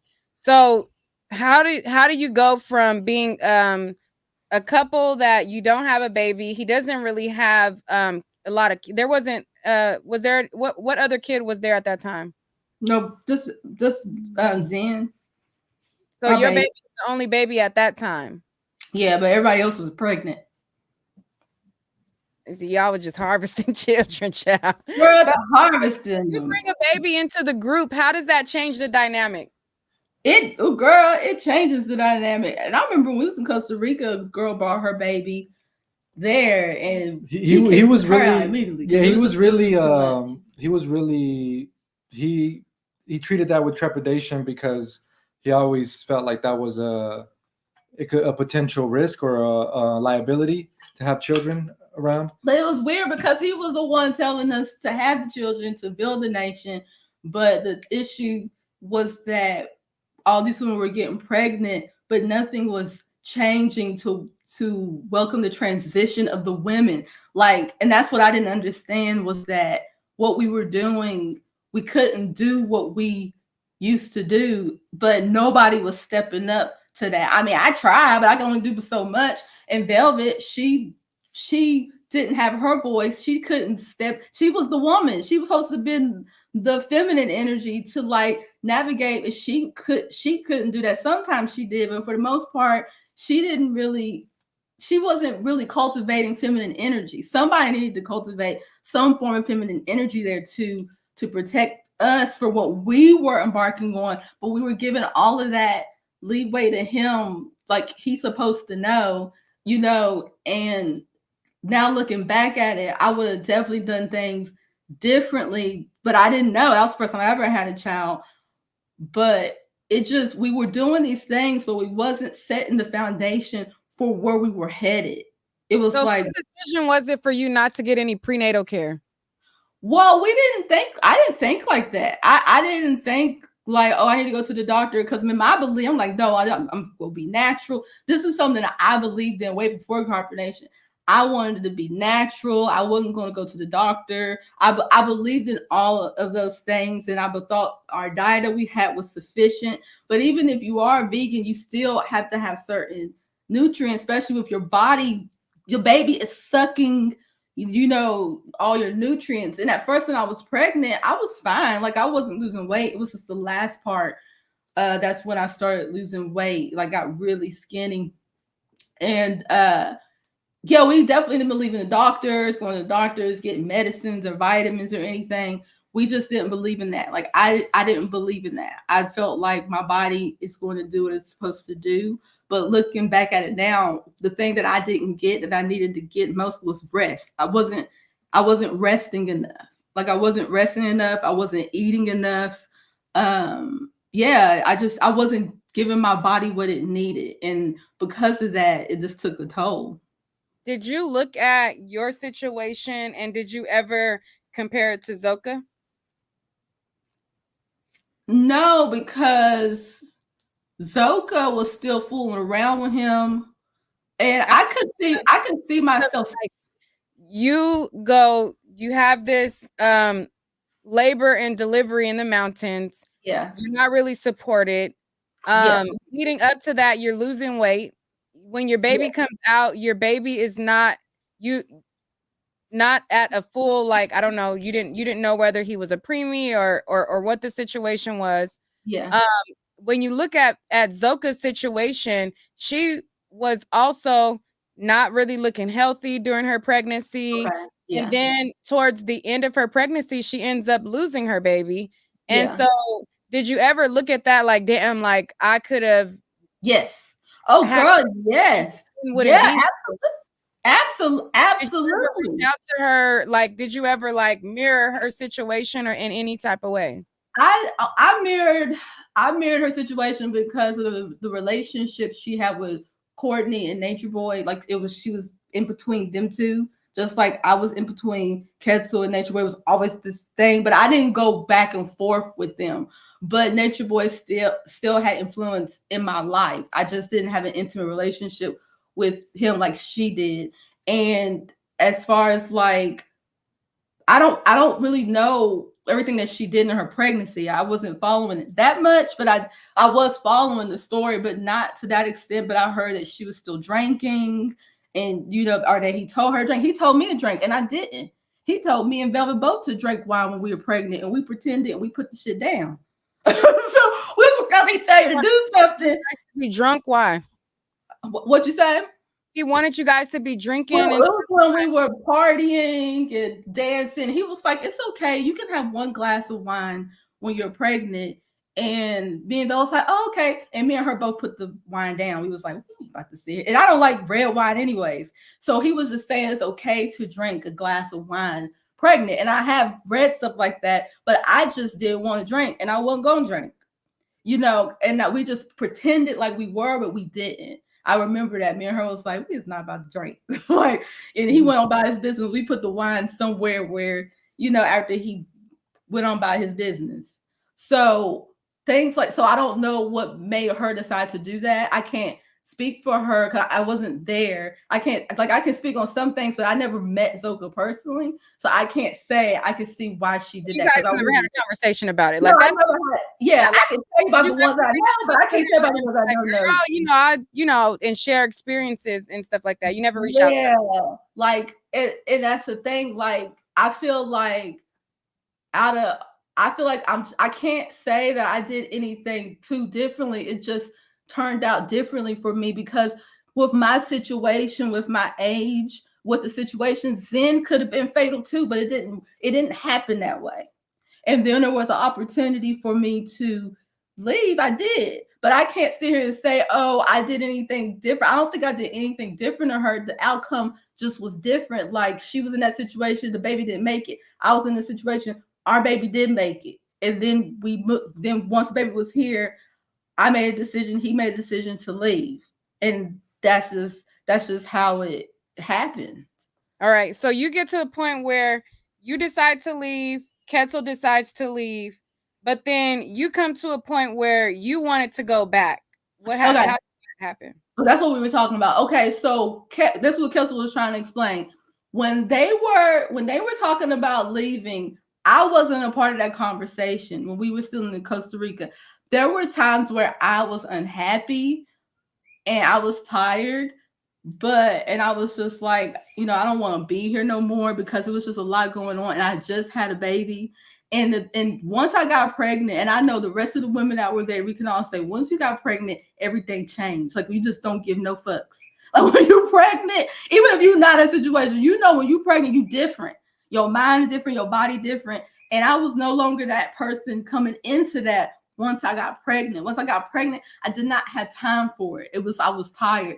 Like before I was pregnant, I had the energy and the strength to deal with Natureboy. But once I got pregnant, I just wanted to be left alone. And obviously I didn't get my way. So after I had Sin, I just wanted to be a mother. Like I wanted to be there, but I really just wanted to be a mother. I wanted to take care of my baby. I wanted to sleep. I wanted to eat. My mind was not a part of the group anymore. And he told me that he was like, if you keep doing what you're doing, you're not going to be here. Not because I'm going to kick you out. He said, because you're going to leave. He told me that. He was like, look at you. He was like, look at you. You're withering away. He was like, come on, you're going to leave. You're not going to be here. He was like, I see you. And I was like, yeah, I know. But by that time, I just didn't have the energy. So Ketzel and Key and Jazz, they were the go out crew. I stayed home, and they started conjuring up that they wanted to leave and having the plan. And the first time they came to the group, it's like they wanted to leave, and then they had a discussion, and then I was like, okay. Then maybe a day or two later, it was something that happened, and Natureboy could feel y'all's energy, and he was like, let's have a meeting. And so then that's when he called y'all three up again. And that's when y'all are like, we really want to leave this time. Like, we want to leave. And so I was sitting on the floor because we had just woken up because we were sleeping inside. Because Natureboy at that time, he was having something going on mentally or something where he was scared to sleep by himself. He wanted everybody to sleep in the house with him. He was having like these panic attacks, and we had to sleep in the house with him on the floor. And I remember I'm still laying on the floor with the baby because I'm just like, I couldn't do nothing. I was just there. And he was like, Serenity, do you want to leave? And in that moment, I was like, I don't know. I was like, I don't know if I want to leave. And when I said that, he got pissed because it was either I do or I don't. But I was in that, I don't know. I was like, because I had to make a decision. It's like a part of me wanted to go with them because I just wanted to just sleep, be a mom. I don't want to deal with it. And the other part of me is like, I'm dedicated to this. This is my family. This is where I belong. This is it. This is the movement. And so I'm like, oh my gosh. So he's just like, man, get the fuck out of here. Da, da, da. And so then me and Jazz, we are in the room packing up stuff. And I still haven't made a decision if I was going to leave. I still was contemplating it. And so then I went into the laundry room to get the baby's clothes. And I never told anybody this, but the only reason why I'm telling y'all this now, because I've confronted Natureboy, Sheba, Kendra, whatever, Velvet about this. So now I can share a lot of stuff with you now because I've confronted everybody with the shit they did. So I was in the laundry room and I heard them talking about me. Mm-hmm.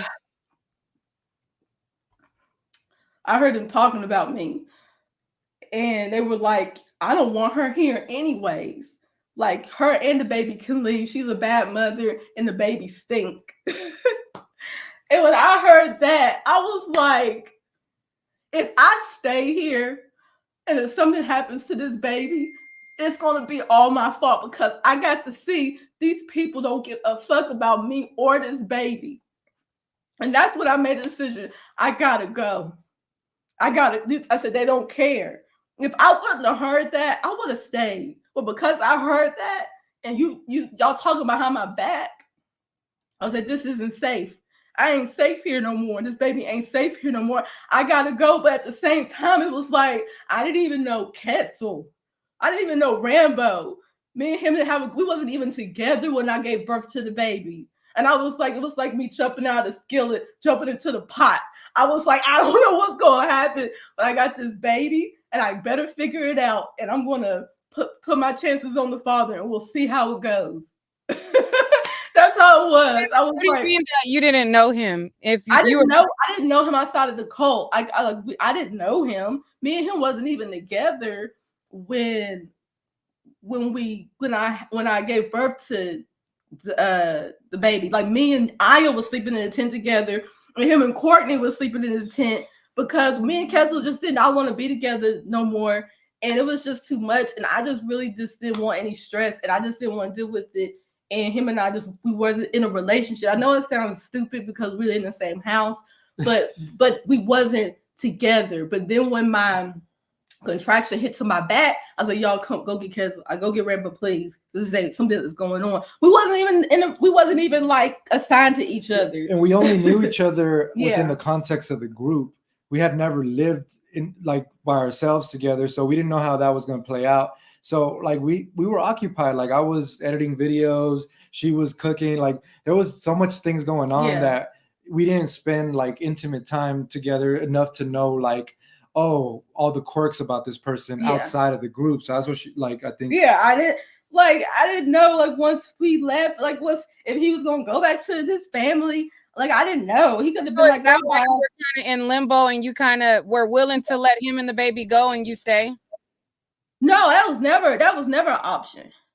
Okay, because that's what they keep saying in the chat, that you wanted to allow Rambo to take the baby and you wanted to go back with Nature. Because they don't know what they're talking about. They don't know. See, that's what I'm saying. People are repeating things. They don't know what they're talking about. So let's get to the part where I was going to go back. Because eventually, when we came to Hawaii, we were homeless from February to April. We were homeless. Then we found the place that we're in now. Then we got more settled. Then, so what happened to where, you remember I was live. We was at the beach. Natureboy comes in on the live and he was like, you belong to me. You always belong to me. You're my wife, da, da, da. And I was like, well, because I hadn't talked to him since I left. And I was like, dang. And so then after we got off the live, Quetzal and Natureboy going back and forth. But Natureboy said, she belonged to me. She's mine, or whatever. Why y'all think he came back to Hawaii? Why do you think he came to Hawaii? Because he was trying to come back. He was trying to get me back. And him and Quetzal was like arguing, whatever. So it was like, whoa. Like, got arrested? Are you talking about that time when they went to Hawaii? Like he came. Why y'all think he came to Hawaii? Like, come on. And so, but I was live, and Natureboy came to my live and said, you belong to me, you're mine, da da da da. Then him and Quetzal got into an argument after the live. So after that, that's when the feelings came back, like, oh, maybe I do belong there. Like, it was like a conversation. I don't remember the conversations. I don't remember. Do you remember how it even got started to where I decided I think you just started tuning in again to his videos and listening again to like what he was teaching. And I think because our relationship wasn't too solid, it just kind of opened up that possibility again. Yeah. And I felt like, and like I said, I didn't leave because I didn't believe it. I left because in that moment it was an opportunity to leave. And then the second part, I heard them talking shit about me behind my back. So I left. I didn't even confront them about it. I just like, I didn't confront them until like last year. I didn't tell Kendra until she left. Finally, I told her. So I was holding on to all of this until I actually got to address everyone. So even at that time, I didn't even tell them. So yeah, I started tuning back in. I think that they, because people are mentioning a live video, they're saying like you were on live, you wanted to leave. Was that like not really a true accurate depiction of it? I was trying to remember how that happened to where I got reconnected and I was going to leave. That's what I was trying. But I guess it don't matter because I was going to leave. But what they're saying that it's not true, that I was going to leave without Zen. That was false. That never happened. Because when I decided to go back to carbonation, Natureboy wanted me to come immediately. I said no because I wanted to take Zen with me. Ketzel said I couldn't take Zen with him, take Zen with me. So because I wasn't about to leave my child, I was like, okay, don't be hasty. You know this is where you belong. You don't want to leave your child. You're going to have to figure out a way to show Ketzel he can trust you and that you are responsible enough to take y'all's child back over there. So a whole month, I was working it out to show Ketzel that that I'm a good mother. He can trust me. We don't have to have any harsh feelings with each other. I'm going to show you that I belong here. So I started doing lives. I started teaching again. Like I started showing him like, yeah, I shaved my head. I started showing him like, look, I can be a mother and I can still be a part of that. And we don't have to hate each other. That took me a whole month before Ketzel was like, okay, you can take him with you. And I was like, for real? He was like, yeah. So I think I was just like getting fed up. Like I didn't want her around me anymore because she was just getting back into the mindset and talking about it. And she was just consumed with it. So I think I wanted just to create space away from her because of that. And yeah, I was really like in shock. Like she had shaved her head and I was like, oh shit, like you all the way back there again. And remember, you was gone and I was like, I'm taking the baby, we're leaving. And you was like, no, you're not. You was at our friend's house and I was packing my stuff. I was packing the clothes, packing the baby clothes. And I was like, bitch, where are you going? You can't escape. You on an island. And that's when I was like, stop running. Stop trying to run from your life.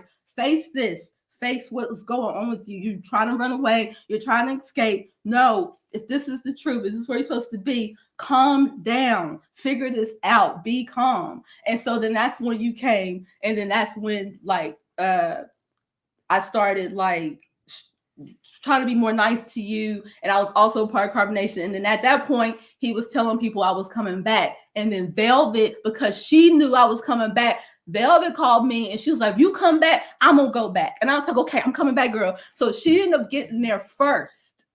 And then that's when things started being weird where he was like, I'm no longer polygamous, I'm monogamous. And he was just saying that to keep her. But that's when the drama started. But I was trying to ignore the drama. But then it was starting to be a soap opera. And I was just like, you know how you get that funny feeling? And so then him and Velvet called me and it was like, yeah, we're so excited for you to come back. Da, da, da, da.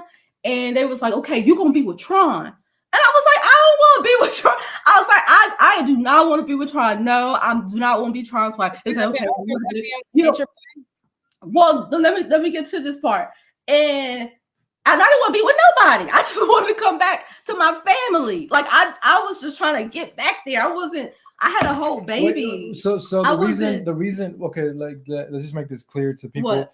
The reason because I'm sure that they're insinuating like, oh, you're coming back because you're like infatuated with Natureboy and you're trying to get to him and you want to be with him. Is that like, what was the motivation behind? The motivation was that I believe that this was the truth. I believe that this was all that was there. I believe that this was my family and I believe that I belonged there. It wasn't just about Natureboy. I had to remember when I went into melanation. He wasn't Messiah. He wasn't God. It was a movement. That's what I came into. That's what I was holding on to. Right. Was a movement. It just wasn't about him. Later on, that's what it became, and other people started coming in there because of him. But that was never my intentions. It was, I really believed in what he was talking about and what he was trying to do. So that's what I was supporting. I was supporting him because he was about that life. If he stopped being about that life, I wasn't about to support him just because he's him.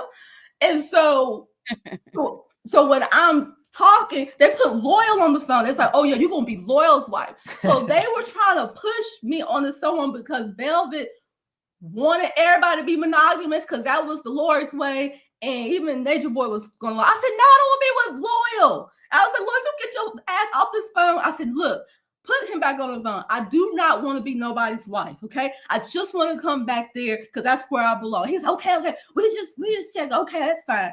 So that happened. And so the day that we were supposed to leave, Ketzel agreed. Zen's coming with me. He bought me and Zen a ticket. Zen, the ticket was free because he was a baby. I was going back to Carbonation with my baby. We got to the airport. What happened? I missed my flight. Ketzel buys me another ticket. What happened? We said that I missed my flight. So by this time, I missed it twice. So by this time, I'm like, oh, shoot. I called Natureboy. Nobody answered because the time difference with Hawaii and wherever I think it was in Nicaragua, I think. They didn't pick up the phone. And so I was defeated. I was like, oh, and then Ketzel was like, let's just go home. And so we go home and I unpack my stuff. And the next day, Natureboy calls. He was like, what happened? Where are you? Da, da, da. And I was like, I missed my flight. And he was like, why didn't you call me? I said, I did. And then he was like, well, we'll buy you another ticket. And I was like, no, I can't go back. I said, I can't go back. And I hung the phone up. Did you take it like as a sign or something yes. like that you yes, it was a sign. It was a sign that I couldn't go back. That was it. That was it.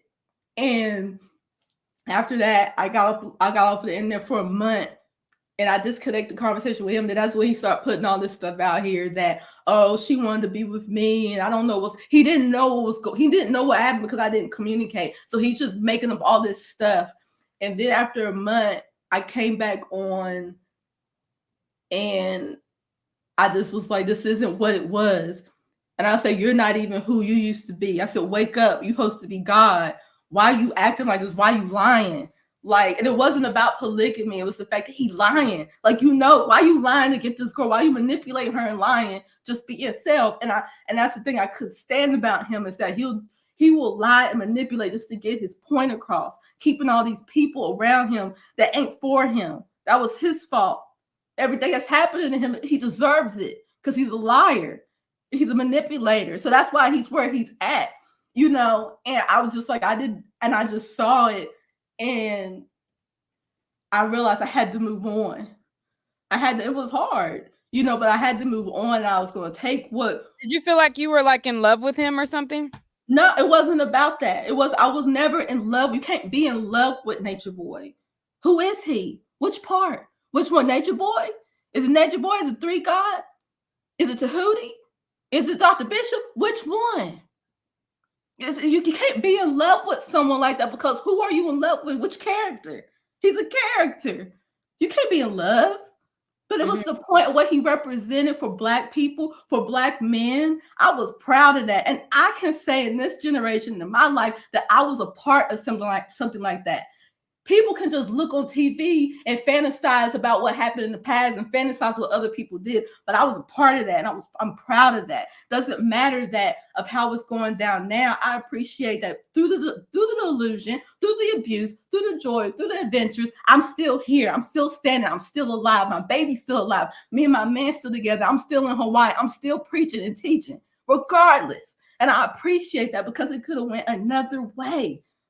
Just like Courtney and Zoka, it went another way. Just like Velvet, it went another way. Just like you know who, it went another way for everyone. But this is the way it went for me. Do you feel like that was a positive outcome? Like, Yeah. Yeah. Yeah, definitely. I thank him. I thank him. I think everybody that was in there. Thank you for doing what you did, because it showed me who I really am. It showed me what I was made of. It showed me how strong I was. It showed me how weak I was. But I'm What did you still learn here. from being? What did you learn from being there? Like, what was your outlook when you were looking at it in the grand scheme of things? You're proud that you were a part of it. You're Yeah. proud.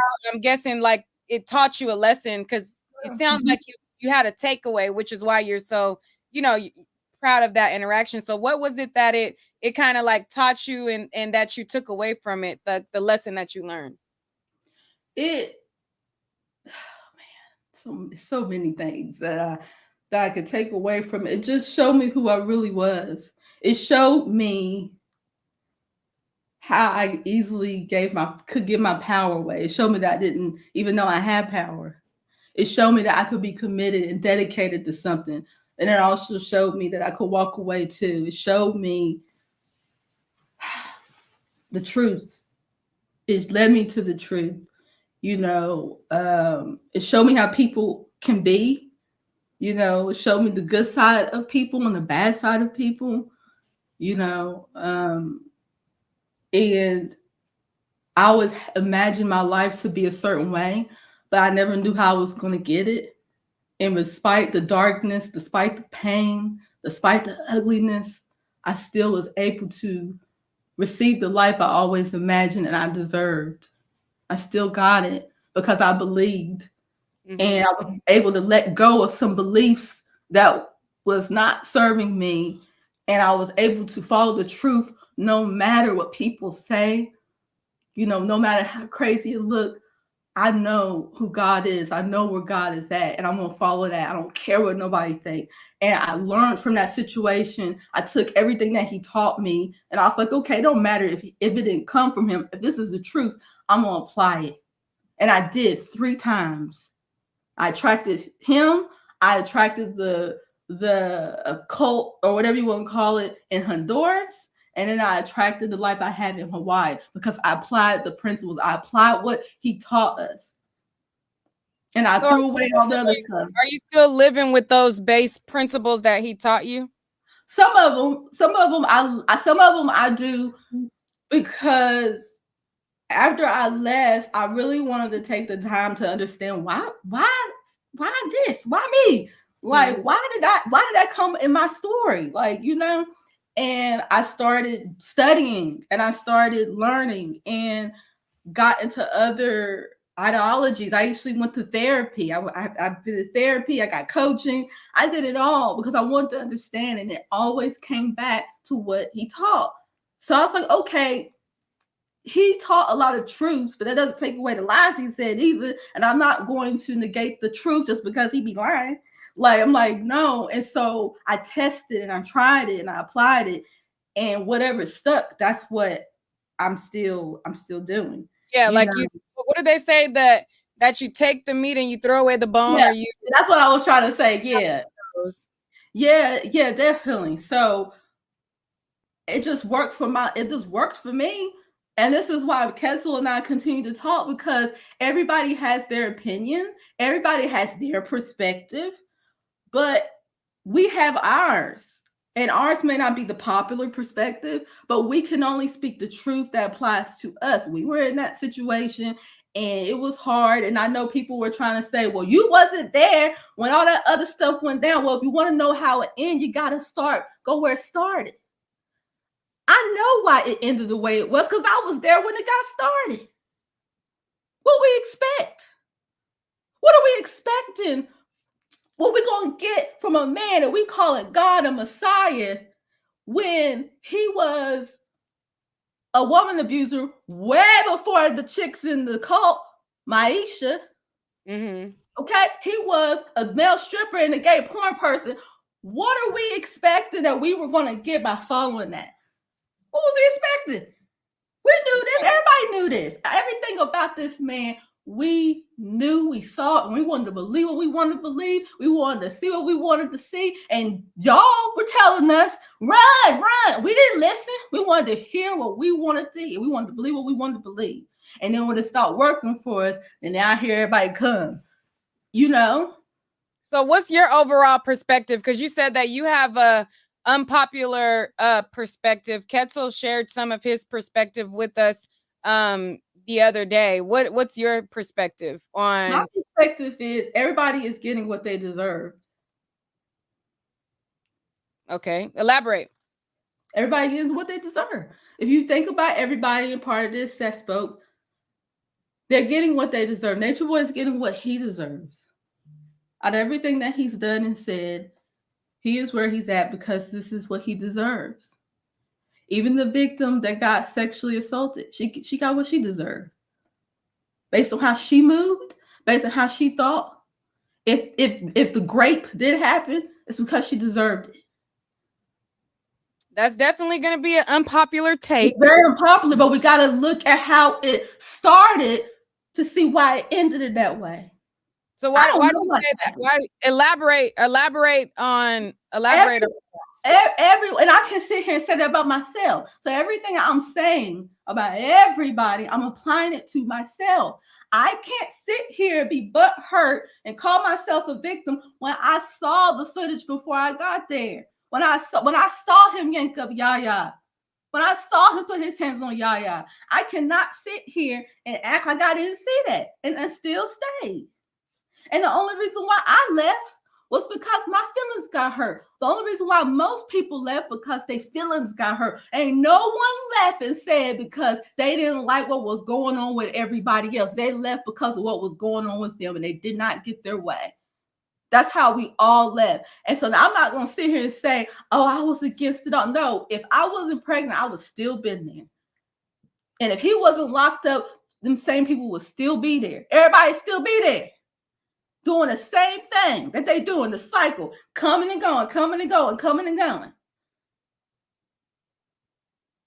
And I ain't saying that the things that happen to people are right, but what I'm saying is you deserve it because you chose that. You made a choice and you kept going into something that you knew that wasn't right and you kept going. I don't know what you think you was going to look for. I don't know what you think you was going to get, but you already knew from the beginning that this was what you wanted and you kept going back. Back and forth. Being that you know that he lied a lot, because you said that he lied. Yeah. You said that he manipulated, and you said that he wasn't truthful, and you got a lot of different versions of him. Knowing that, like, you don't look at her situation at all and have any type of like sympathy at all, knowing that. No, I don't have sympathy for nobody. If I have to have sympathy for her, that means I gotta have sympathy for him. So I don't got sympathy for no one. I don't even got sympathy for myself because we made that decision. We decided to follow some man calling himself Messiah and God. What were we thinking we was gonna get?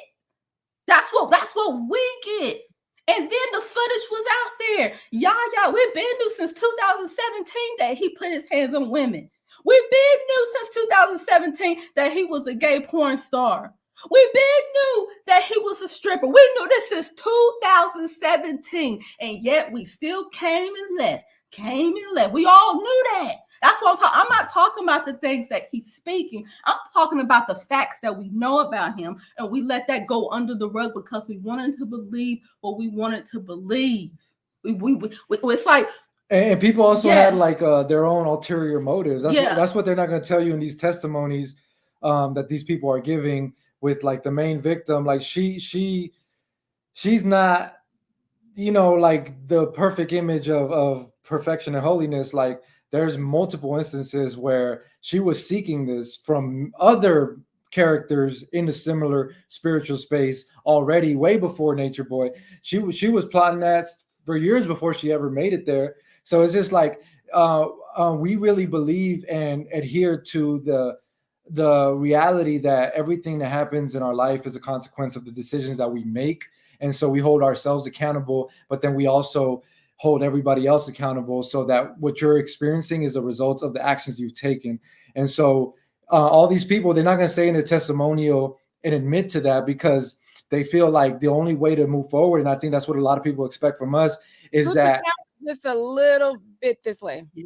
So we get both of you guys in the frame. Yeah. You know, a lot of people, the only thing they want to hear from us is like Nature Boy bad, everybody else good. But for us, it's not that simple because, you know, everybody has a role to play and everybody played a role. I mean, when True came, he's the one that introduced the militants. He came from the military. He self-introduced and initiated us standing at attention when he came in the room. He's not going to tell you that in his testimonial. He's not going to tell you that the first day he came, he took Sheba away from Tron willingly. Nobody forced him to take her away. He said, I fuck with Sheba. I know he's with her, but I'll take her.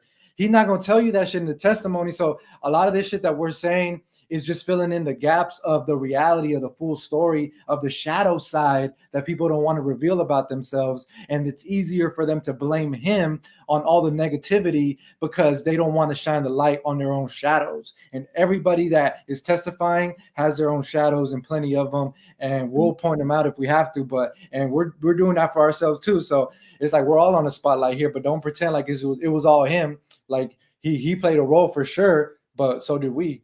And he was a spiritual predator.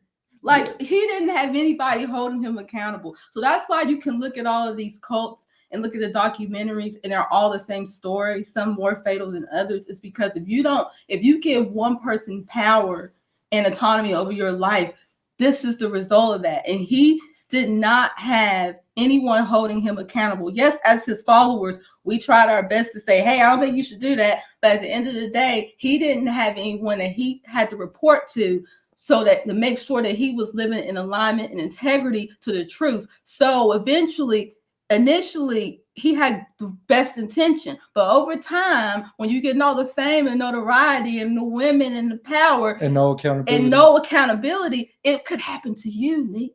It can happen to all of us. So he became a spiritual predator. And I'm not going to think though is like, if you didn't have your baby, you said that you would still be there. Yeah, I was still there.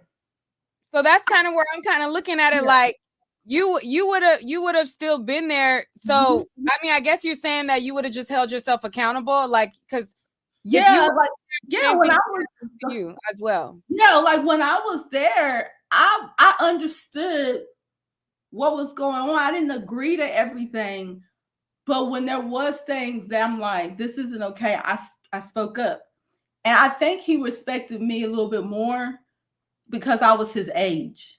Like, and I can't say that's the truth because Mama Dia was there and he didn't look at her like an elder. Like she was like kind of young-minded. But as long as you came to him with logic and facts of a situation, he'll listen to you. But if you come to him with emotion and all, he ain't gonna listen to you. So if I wanted things to be how it was, I would have stayed where I was at. I decided to go there to learn, but also to be a part of something greater than me and to get back to nature. That was originally what it was about.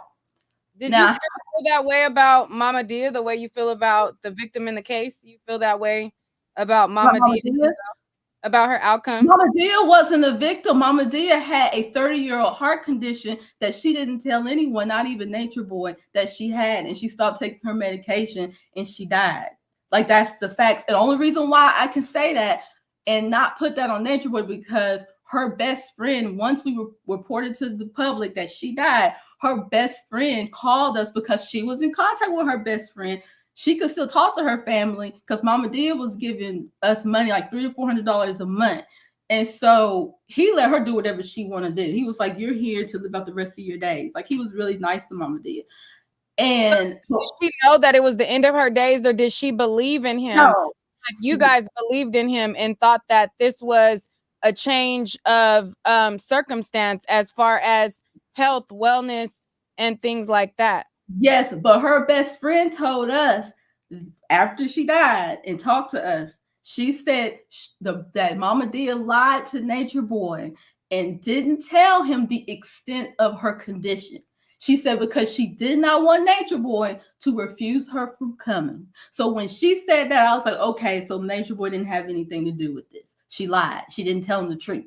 That's what the best friend said. So what about you though? What do you feel about it? You feel like he didn't have anything to do with it? No, I don't know. Everybody knew that we taught about not taking medication.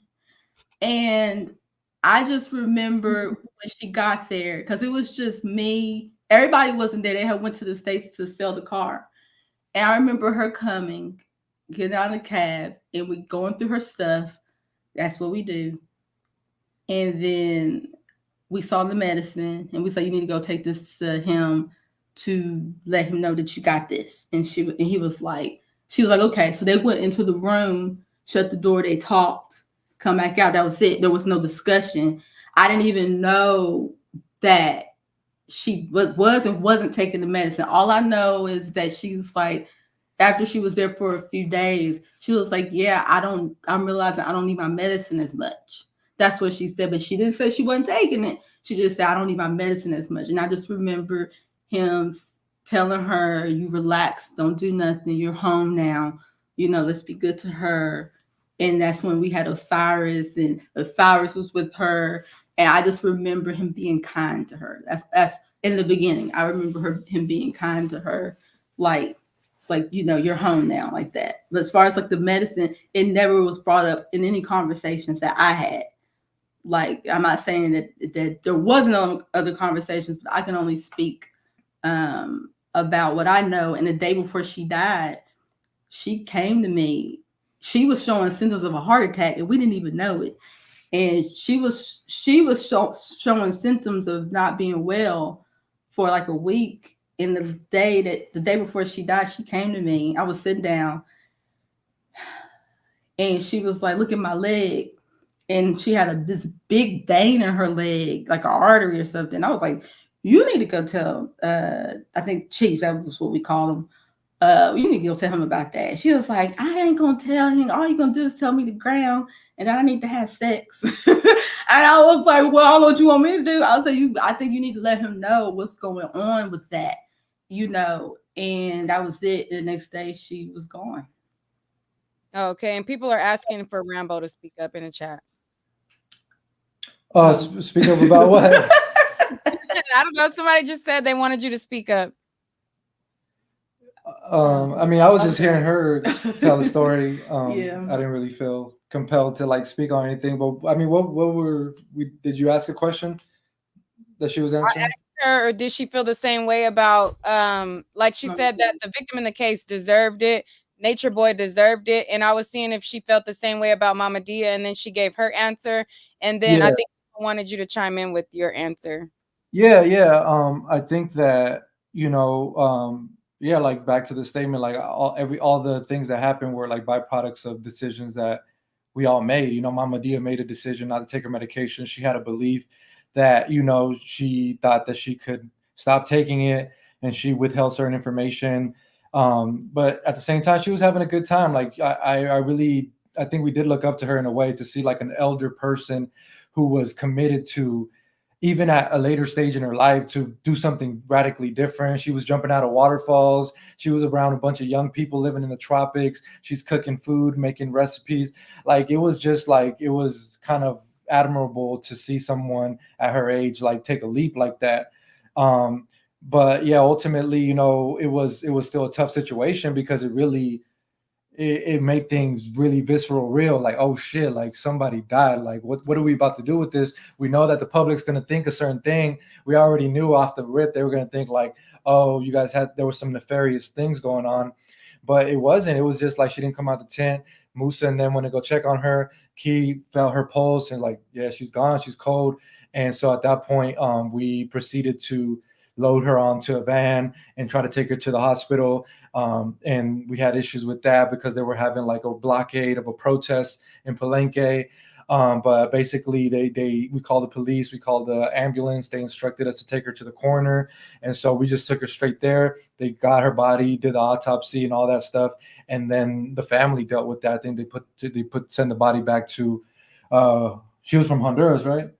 I think she was from Honduras, but I don't know if that's where she was living. Yeah, I don't know if that's where they sent the body back, but yeah, that's essentially what happened. It was just like an unfortunate situation of her passing while she was there, and we dealt with it the best way we could.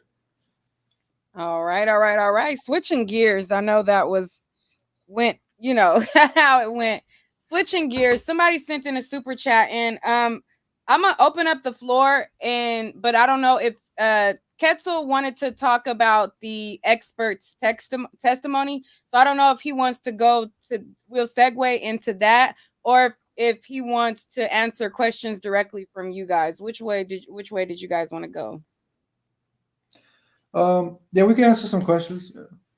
Okay, before we get into that, somebody sent in a super chat and they wanted to know what the men's relationship was as it pertains to Nature Boy. So for me, I know that I seen videos back then when he was saying that he wanted everybody to like drink his download. Was that something that you participated in? Hell no. Nah, hell no. Yeah, that was one of those topics that like I was pretty opposed to this idea and these concepts. Yeah, I think like she said, like there were certain things I think that we ignored or that we kind of didn't put too much emphasis on. Mhm. And for me, that was one of those things, like his past and the video, certain things. Like I really tried not to give my energy to that because I was under the understanding that, well, that happened in his past. Like I'm not going to judge him for what he did, but I know I have a boundary with myself, and I'm not attracted to men. I'm not going to involve myself in this, even if it is for his philosophy on this. I did not agree with that. So when he was going around telling all the men and the women to drink his download, what did you say and how did he receive that? I mean, was I there when that happened? He was, when we were there, he was saying the women, and that's why it was good for the women to be with him, And then they go back and to then the go men. back to the Oh, men, okay, and yeah. the men receive Yeah, that energy. that That's was what the he point saying when we where were there. okay, so yeah, I'm gonna go check on this. yeah. So this is what happened. There came a moment where all the women were changing in the changing room, and Nature Boy went to Grace and was like, I don't know. I got to tell you something. Like I'm feeling something. Like I feel like all you women should be mine. And so Grace just kind of let him kind of explore that thought. And so they came back in the So meeting. she took the download, Grace did?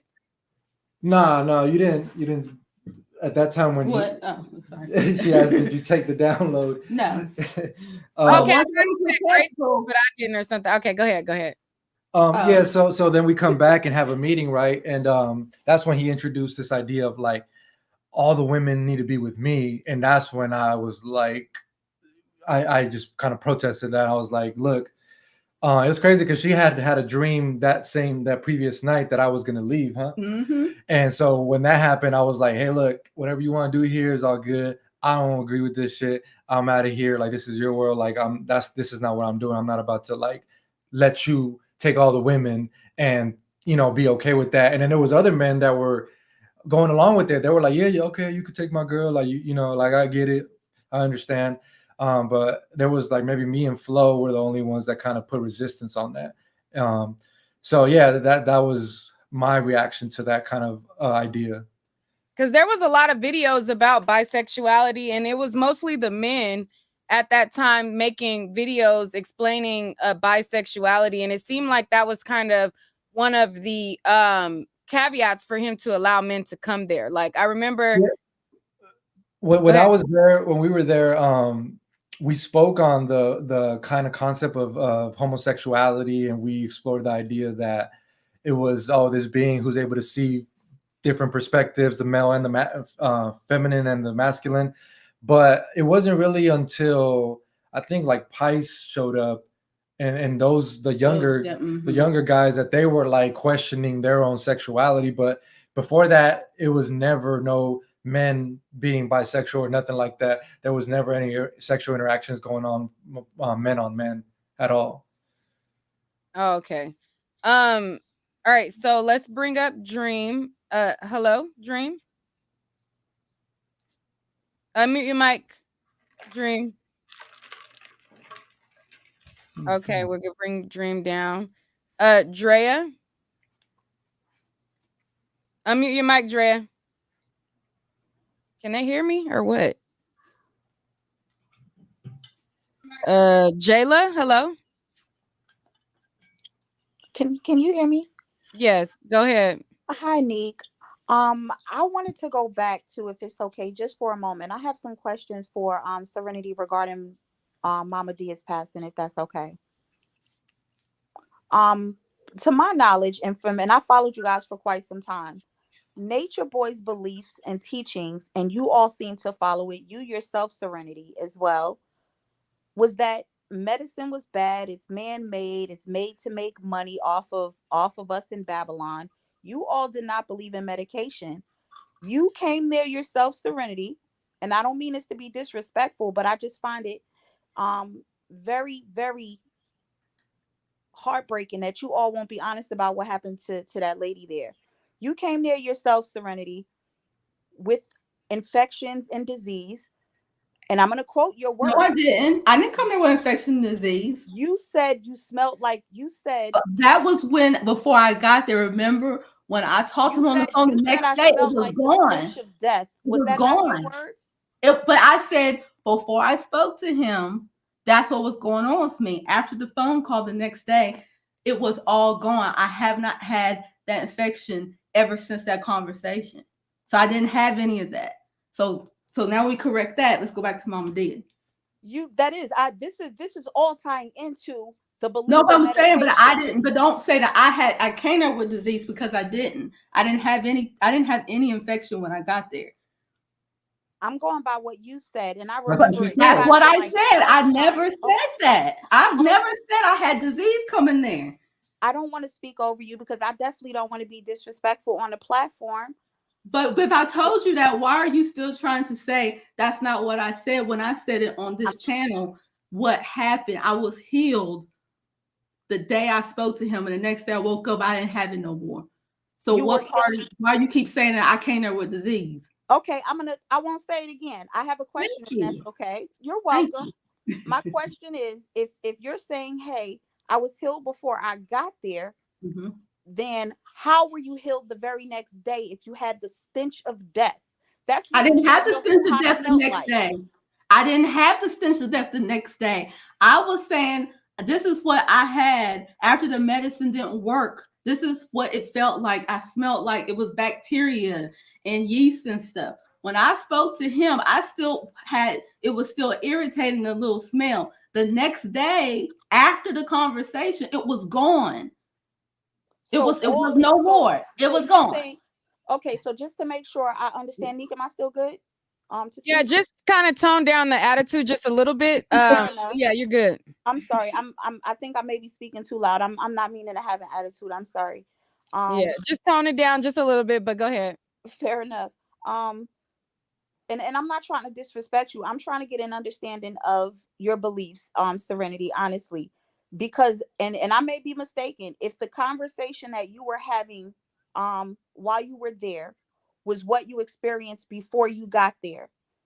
And if you said you were healed the next day from whatever you were feeling, infection wise, it just disappeared on its own, you mean?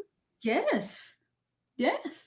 We are women, sweetheart. Hey, you don't have to believe. What's your name, Jayla? Girl, we don't have to believe it, but that's what I'm telling you. This is why that situation had an impact on me, because that's what I experienced. I don't expect you to believe me, Jayla, but that's what happened. And something I dealt with for 30 years. And then the next day that shit was gone. It's crazy to me too.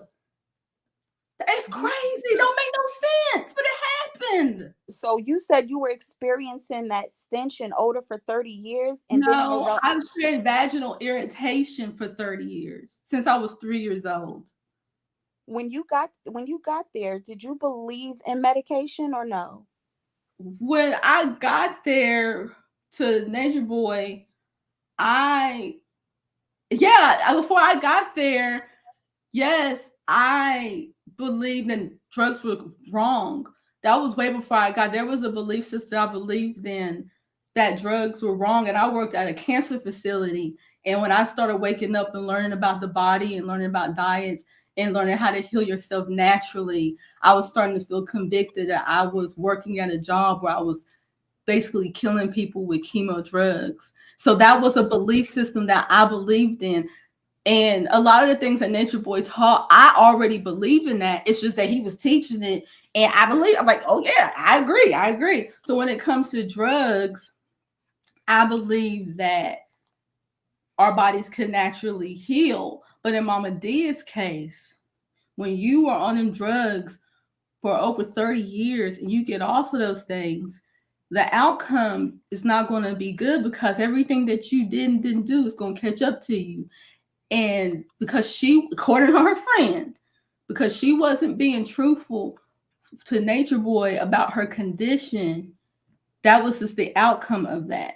Like, because her friend said that if Natureboy would have known, he wasn't going to let her come. That's what the friend said, because she lied to Natureboy. It was like, oh yeah, and that's, if they had that conversation where he told her to get off them drugs, he's basing it on his philosophy. He's not basing it on the truth that this woman has a 30-year-old heart condition. And if she gets off these pills because of 30 years of the trauma that she put on her body and heart, it was going to catch up to her.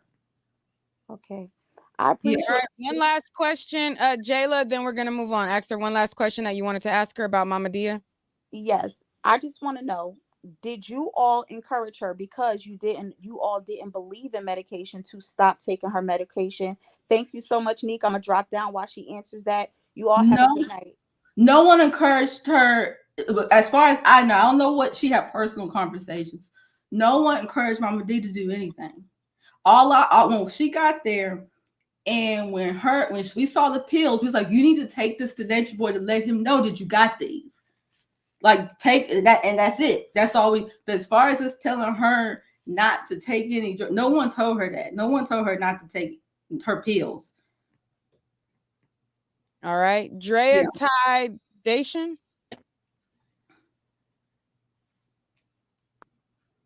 Hello, and the link is pinned in the chat. So if you guys want to click the link in the chat. Hey, Nick, my bad, girl. Y'all are hilarious. I was a little late, so y'all probably answered this already. Do y'all got HIV? Oh yeah, she real late. Like, you really got HIV, girl? What's going on? Yeah, I got HIV. Oh, girl, I'm so sorry. Like, I really do empathize with you, for real. So wait a minute. So everybody in the cult got HIV? So y'all was just, what's going on? Let's unpack. No, we don't have HIV. Okay, so you said you do, but now you don't. I'm just saying that because you lying. What's going on? We came in late. That's what you get for coming in late. Okay, let me come in, smart ass. Let me come in. We want truth, please. No, you want truth. You gotta come on time, because we already. Baby, you are the first thing we addressed, and I'm just being funny. Like, just Grace, so you're killing me, Grace, for real, because you. I know, because so long-winded. You must handle. I know that. I know. I freaking know. All right, so I'm dropping you down. So going forward. All right, pause. Grace is a guest on the show. Rambo is, or Ketzel is a guest on the show. I'm at first, I'm gonna shut the questions down. If you like, there's a way to ask a question without like trying to be funny about it. You know what I'm saying? Like, you can have a genuine concern and say, hey, I heard there was a rumor of HIV. Did you have it? I came in late. But it's like let's have an actual like dialogue. If we're going to have a dialogue, if we're going to ask an actual question, let's ask an actual question instead of like trying to be funny or trying to be like cute about it, like, or being disrespectful. There's a way to ask the questions that you want to ask in a respectful way. Like, she has not disrespected the chat or anything like that. So you can ask your questions, but just like, come on now. And also, Nick, to have it to share my standard on how to address me. I'm not offended by nothing that no one is saying. I'm not even offended by the so-called disrespect. But what you're not going to do, what I appreciate, if I answer your question and I tell you, do not tell me I'm lying. You may not like the answer, but we're not going to go back and forth. If I tell you the answer, That is the truth. That is the answer. Do not go back and forth with me about that. But you can talk to me any type of way you want, because I'm not triggered by this. You're more triggered than I am. This is my life. This is what I experience. So I'm telling you my experience, and you may not like it. You may not like my perspective, but I was there. You wasn't. And even if you was there, you have your perspective and I have my perspective. I'm going to share it just like everybody else. And if you don't want to hear it, you don't have to listen. Okay. All right. We're going to move on to Sislo. Hey guys, I'm sorry. Let me shut my door because my grandson don't know what to be quiet mean. First of all, I want to say this quick, two comments, and then I'm gonna ask a question. Quick comments. One, I started following the whole Nature Boy saga when you guys were standing up telling him that you wanted to leave, when all you guys were like you guys were all standing together. It was like we were throwing a party back here because you guys had actually like, okay, some of them got sense, they get ready to go home, and we like celebrate. The other thing is, so I started following with you guys, and I was so glad when you were on your journey. The other thing is, this is a comment, not necessarily, well, it's a questioning comment. Is Zen ever going to have another sibling? Then my question That is a question. that wasn't the question that I was trying. Okay, I'm sorry. I'm trying to rush it in. So my question is, knowing everything that you know now, with where you all are in your journey, and looking at what Nature Boy is facing at this point, would you still be as interested in the knowledge or anything like that enough to make a decision? If you had never been before, would you go at this point? And I'm going to get down. Thank you for the opportunity, Nick. I think that's a really tough question, because when we were intrigued and piqued our interest, it was a moment in time. It was just a moment in time of something that happened. The stars aligned, that we were open and receptive. We heard him, and like it just came together. Like it's just kind of hard to retrospectively, having all this information and knowledge and experience, be able to answer that, because at that time that felt like the right thing to do. I felt like we were compelled and moved and motivated to be part of this movement that was going to change the world, that was going to bring people back to nature. And it felt like 100%, let's get it, let's go and do this, and be part of it. And so now it's just so much stuff has happened. So much things have come to the light, and just a lot of complications that is just to be able to answer that. Like I'm in a whole different mindset now. I have a family, and we're living in Hawaii. Like we're living our lives. It's just a whole different set of circumstances. Yeah. And the other question she asked was, Zen gonna have a sibling? What you mean? I don't know. You gonna be there? We don't know. Okay. I'm sorry. My watermelon. It looks like Jell-O. Jess, hello. Unmute your mic. Hey there. Hey y'all. Hey. Hey, so just quick question. So seeing like what we've like all seen and everything, like, do you guys think that he should be convicted on like the charges that are against him, since everyone was an adult in this situation? I think he should get what he deserves. And what's that? Whatever the verdict comes to. I think he should get what he deserves. Like I don't know what that looks like, but he I mean, in my mind, like I think it's really like extreme, like the level they've taken it to, like facing life in prison is, to me, seems really extreme. But like she said, and like our belief is that everybody's getting what they deserve, at the end of the day. So even though from my perspective, based on my experience, I feel like that's crazy, because it's like they're locking up another Black leader in the spiritual community, lock them up, throw away the key. Yeah. And it's like this pattern just keeps repeating. At the end of the day, it's like we have to adhere to the principles that we believe in, which is like the law of karma and the law of cause and effect, that if you move in a certain way in your life, that your life is a result to those actions. And so we have to honor that. But for like the things that he's being charged for, and like the accusations that are coming against him, like, do you feel like he deserves what they're charging him with? If he did it, if he did those things that they say that he did, and there's a law that you go to jail for that, and that's what he needs to get. If they can find a way to say that he did do those things to those people, or to the woman, and if they can, and the verdict says that he did do it and all those things, then yes, he needs to go to jail for that. All right. Thank you, Jess. Oops, sorry. Alchemizing energy. Also, to anybody in the chat, because this is a part of my trial coverage, we are not saying the victim's name. Please respect the chat. Do not come up here. And if you want to ask a question about the victim, just refer to her as victim or alleged victim, but do not come doing all that. All right. Alchemizing energy. Go ahead. At one point in time, because I remember back when you guys had initially left, it seemed like you were having like some turmoil, like almost wanting to go back at some point. I'm not sure if this was true or not, but I know it was kind of said that at one point you were going to go back and leave Quetzal, and go back to the tribe. Or what did it take? Like, what was it that made you not go back? Return to the tribe? And okay, I'm gonna pause you. How hard has it been? Spent like an hour on that question. Oh, so okay.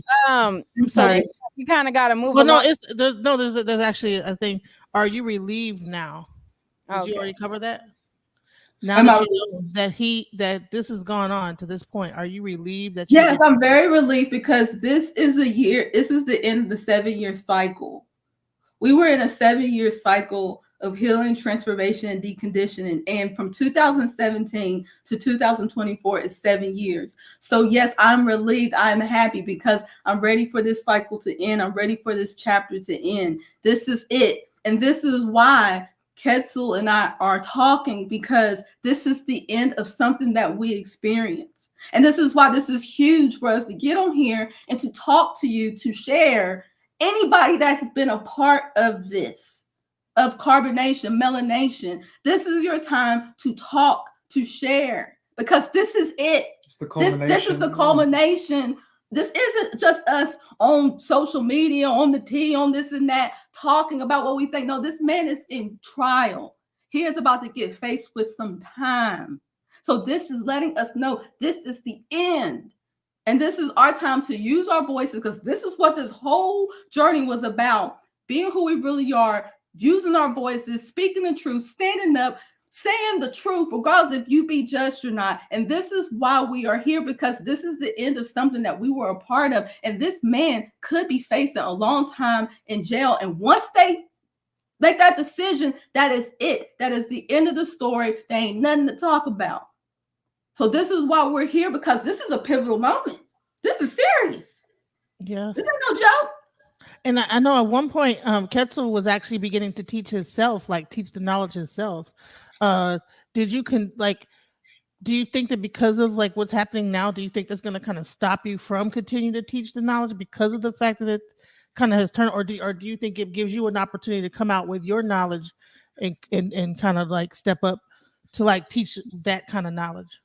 Yeah, I mean, we never stopped. Like, we've never stopped teaching. We've never stopped sharing. Like, I think the unique thing about me and Grace is that we continued to live by the principles and be exemplary of the things that we learned at Carbonation, and then also to discover new ideas and explore new concepts that we didn't explore there.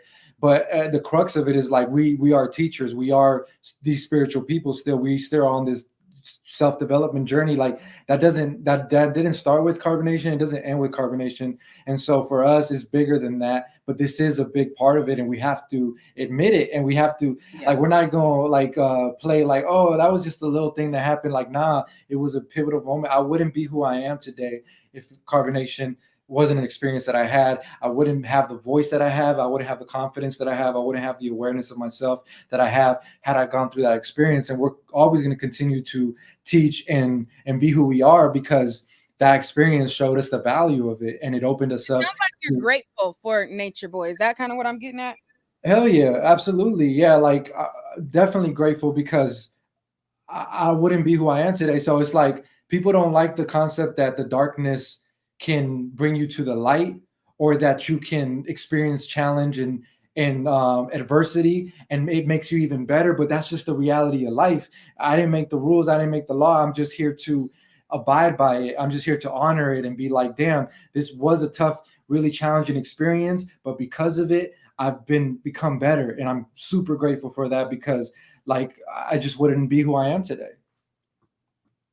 All right. She dropped down. Somebody got It's Me up here as their name. Hello? Unmute your mic. All right, we're gonna go Shy. Shy, are you there? Okay, Shy's not there. Hold on. Star, hello. Hey, how y'all doing? Hey. Can you hear me? Yes. Hey, You so gotta I turn kind of, down whatever you got on in the back. yeah, I heard that as well. So I just wanted to real quick, two questions. So with everything that y'all had knew about him, you know, what type of person he was outside of the religious stuff, I wanted to know like what makes him a black spiritual leader? Like what qualities do y'all see in him? So that way, you know, you can kind of educate other people on what to look for, you know, that's kind of going down the same route. And also, what knowledge did you obtain, you know, because with all of the blowback, everything that we saw, I'm not being disrespectful, but with all of the negative stuff, and with him being so violent, like, I just really wanted to know, like, what knowledge are you guys so grateful for from him? Like, what did he teach you guys that was so impactful for y'all to like overlook all of the other stuff, you know? Those are good questions. Can you repeat the first question? The first one? Okay, so the first one, with everything, you know, that's what I was saying. The leader that he was before you stepped into it, you know, y'all seen all of this stuff. Like, what made you want to pick him as a leader? Like, what qualities did you see in his teachings, you know? Well, I don't think that when we went, we were like, oh, he's the leader, we're going to follow that. It was what he was teaching that I think we were all attracted to. It was the different things that he were teaching that brought different people there. Everybody wasn't in agreement to everything, but what they was agreement to, that's how he attracted each person. And he didn't have to position himself as a leader. He didn't have to do that. It's just something that manifested organically. And so you know, we were motivated by the ideas and the concepts, but yes, when we got there, it was like, okay, there's a structure here. And yeah, you are going to have to follow the structure that is set here. But you know, it wasn't about us like seeking him as a leader, more so than like really aligning to the ideas that he was sharing, and then wanting to be a part of the movement. Mm-hmm. Yeah. Oh, okay. So like when he was doing them YouTube videos and speaking and all of that stuff about like astrology, I think it was. He was the main speaker. Oh, okay. Even though he had all those people around him, if you notice, he was the one doing more of the videos, so it kind of set him apart from everyone. But everybody, when you get there, you got to make content. It's just that he just spoke more than everybody. All right. Thank you, Star. We're gonna go to Shy. She came up and then dropped down. Yeah, are you able to hear me now? Yes. Hey, I wanted to ask, you know, just in reference to the totality of the situation, Do you consider, well, how would you measure the racial component to this whole situation in terms of, how it's played out, specifically in the courts with the escalations, with, some of the conflicting stories from the victim versus, what we've actually heard her convey. Of course, we know there's layers of this gentleman's personality that may be, considered unorthodox and very, trivial. But in the grand scheme of things, where would you measure race, and its impact on just the sensationalism and, how this guy has, kind of been put in this situation holistically? Yeah, that's a good question. I do think that, like I had spoken earlier about this pattern of black leaders in the spiritual community having like a similar outcome, and And yeah, all been accused of rape. yeah, the accusations have Yeah. been very similar, and I think Nature Boy knew that from the beginning. He was always kind of weary of that, and so like with the kid situation, like not having like kids around at the beginning was a big thing, and like a lot of things, like he was really aware that this could be a potential outcome because of how he's seen the pattern of how what they've done to other black leaders, and so I definitely do think that that plays a role. I just think that the way the court system is handling this is like out of its jurisdiction almost in a way, because we weren't operating within the jurisdiction of civilization. So these people aren't our peers. The people that are judging the trial, they're not peers of carbonation. They're peers of the system of civilization. So like they're judging situations that were outside of that. It's like if you go to a tribe in the Amazon or in Africa or somewhere, and you try to judge based off your culture, it's going to be a disparity between that perception. So it's like that's how I look at this whole thing.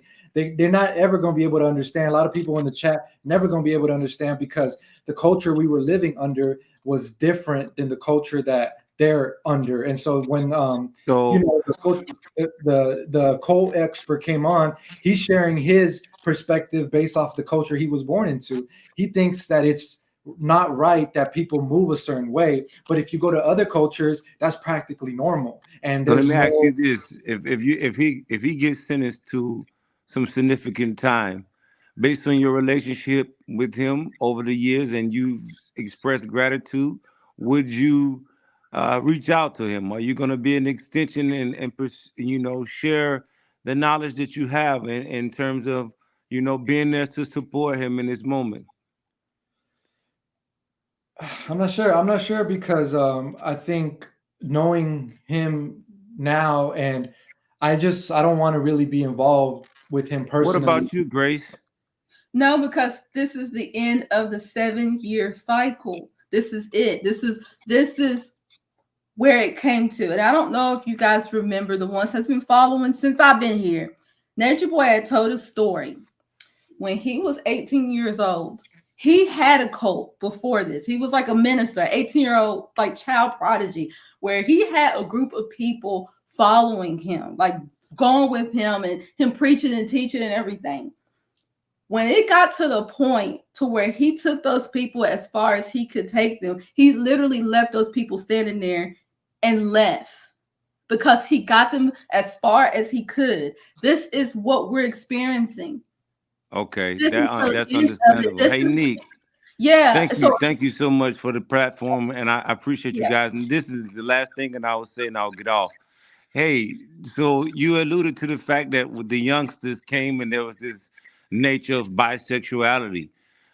Can you say for the record, was there been a gay activities happening during the years that you've been there?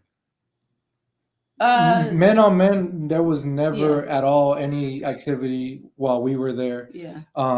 Maybe the women on women, Yeah, women on women. but yeah, as far as That's men on gay. men, yeah. So in that terms, I guess, yeah, yeah. Yeah, we've always talked, and he's always talked about sexuality and homosexuality. So y'all not privy to any relationships happening amongst the men and him, even though it may not been you, Q. You don't know No, about any happenings of his homosexuality. that didn't No. happen. Thank you, Queen Neek. Have a good night. Y'all have a blessed up. Good night. All right. So there's a couple more people backstage, but we're gonna move along for the time being.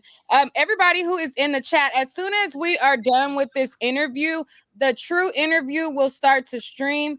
The link that I drop in the chat is gonna be the link that's gonna take you to that testimony. It's gonna happen as soon as this live is over. That is going to start. Now, I'll wait for Ketchel to get back because he wanted to specifically speak on his thoughts on the expert. And did you have any reservations as far as that until he gets back? Grace? Mm-mm. No. Reservations. What you talking about? Okay, so I'll take up one more to ask a question until he gets back. Okay. Love and Light? Yeah, hello, can you hear me? Yes. Okay, so when I was younger, I was a part of Dr. York's Nubian Society. So I understand cults very much, but I've heard Natureboy, Rashad Jamal, and Young Pharaoh said that they came up with this idea all while they were locked up in jail. Do you know anything about that? Mm-mm. Yeah, I've heard people say that he got his teachings from Malachi Z. York. But yeah, we weren't really interested in where the information came from in terms of we knew that he was pulling information from all these different sources. We just were there for that, to be part of that particular group.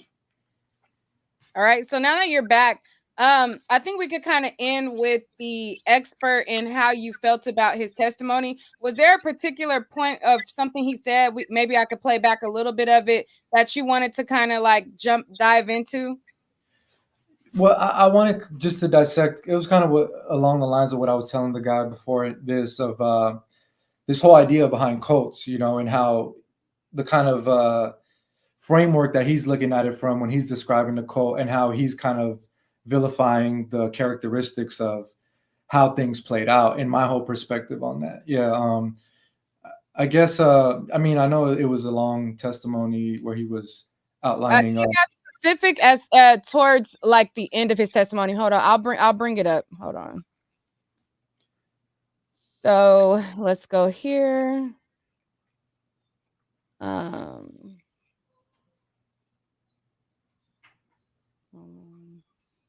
right. Over a period that fits the profile of the destructive authoritarian. Yes. And when did you first hear about carbonation or Mr. Bishop?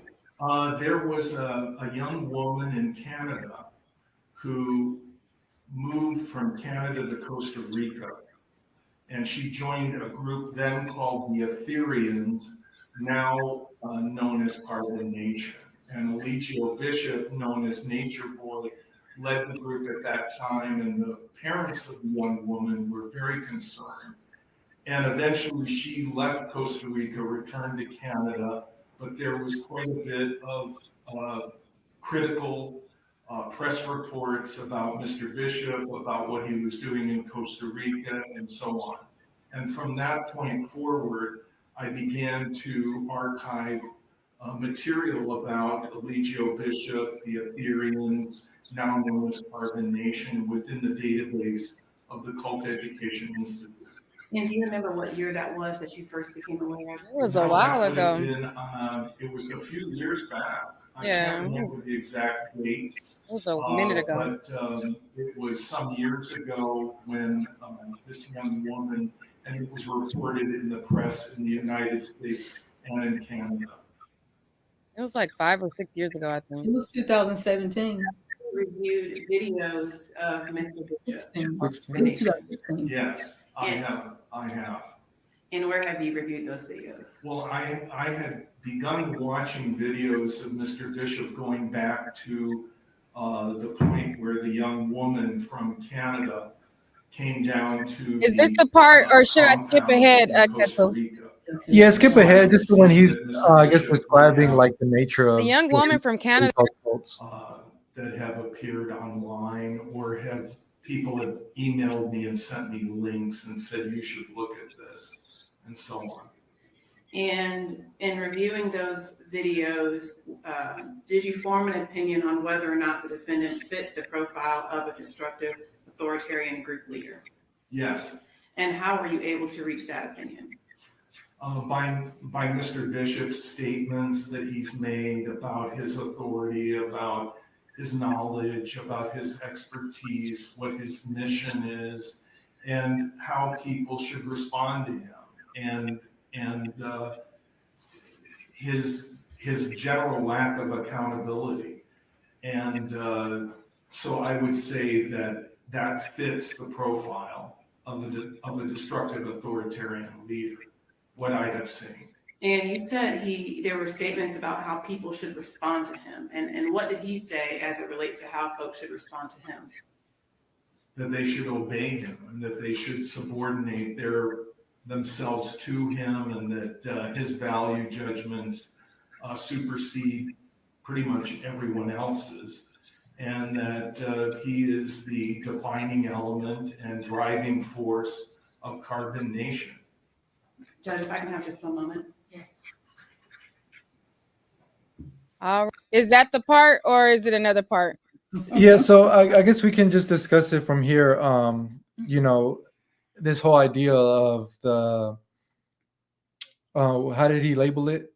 Destructive authoritarian somebody, I don't know. Yeah, destructive authoritarian leader. It's interesting because, like, when trying to define like the word cult, like this is something that we always talk about and go back and forth, because this is not a unique situation. It seems like there's something in the human spirit that wants to kind of like that is seeking these kinds of experiences. So the way I look at life, I try to understand human nature.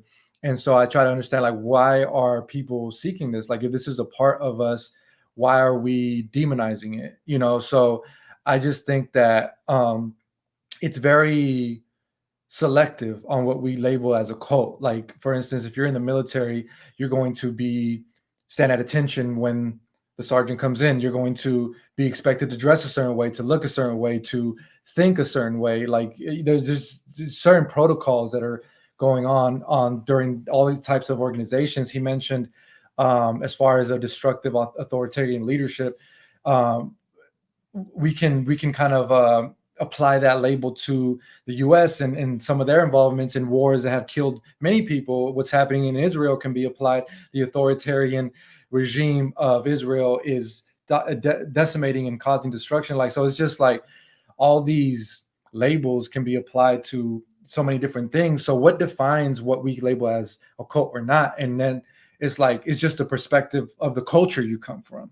If you come from the culture of the United States, your perspective is going to be such that whatever is acceptable and tolerated in the United States, which is the perspective that this cult expert is coming from, he sees life through the lens of his perspective that the culture gave him. If you go to a tribe in Africa, a tribe in Papua New Guinea, they're going to be doing some shit that is extreme to you, that is taboo, that you should be arrested for. But to them, that's the culture that they exist under. And who is the arbiter of morality to say that that is wrong? And so that's what I'm trying to get at. We chose to be part of a cult. It wasn't a cult, it was culture.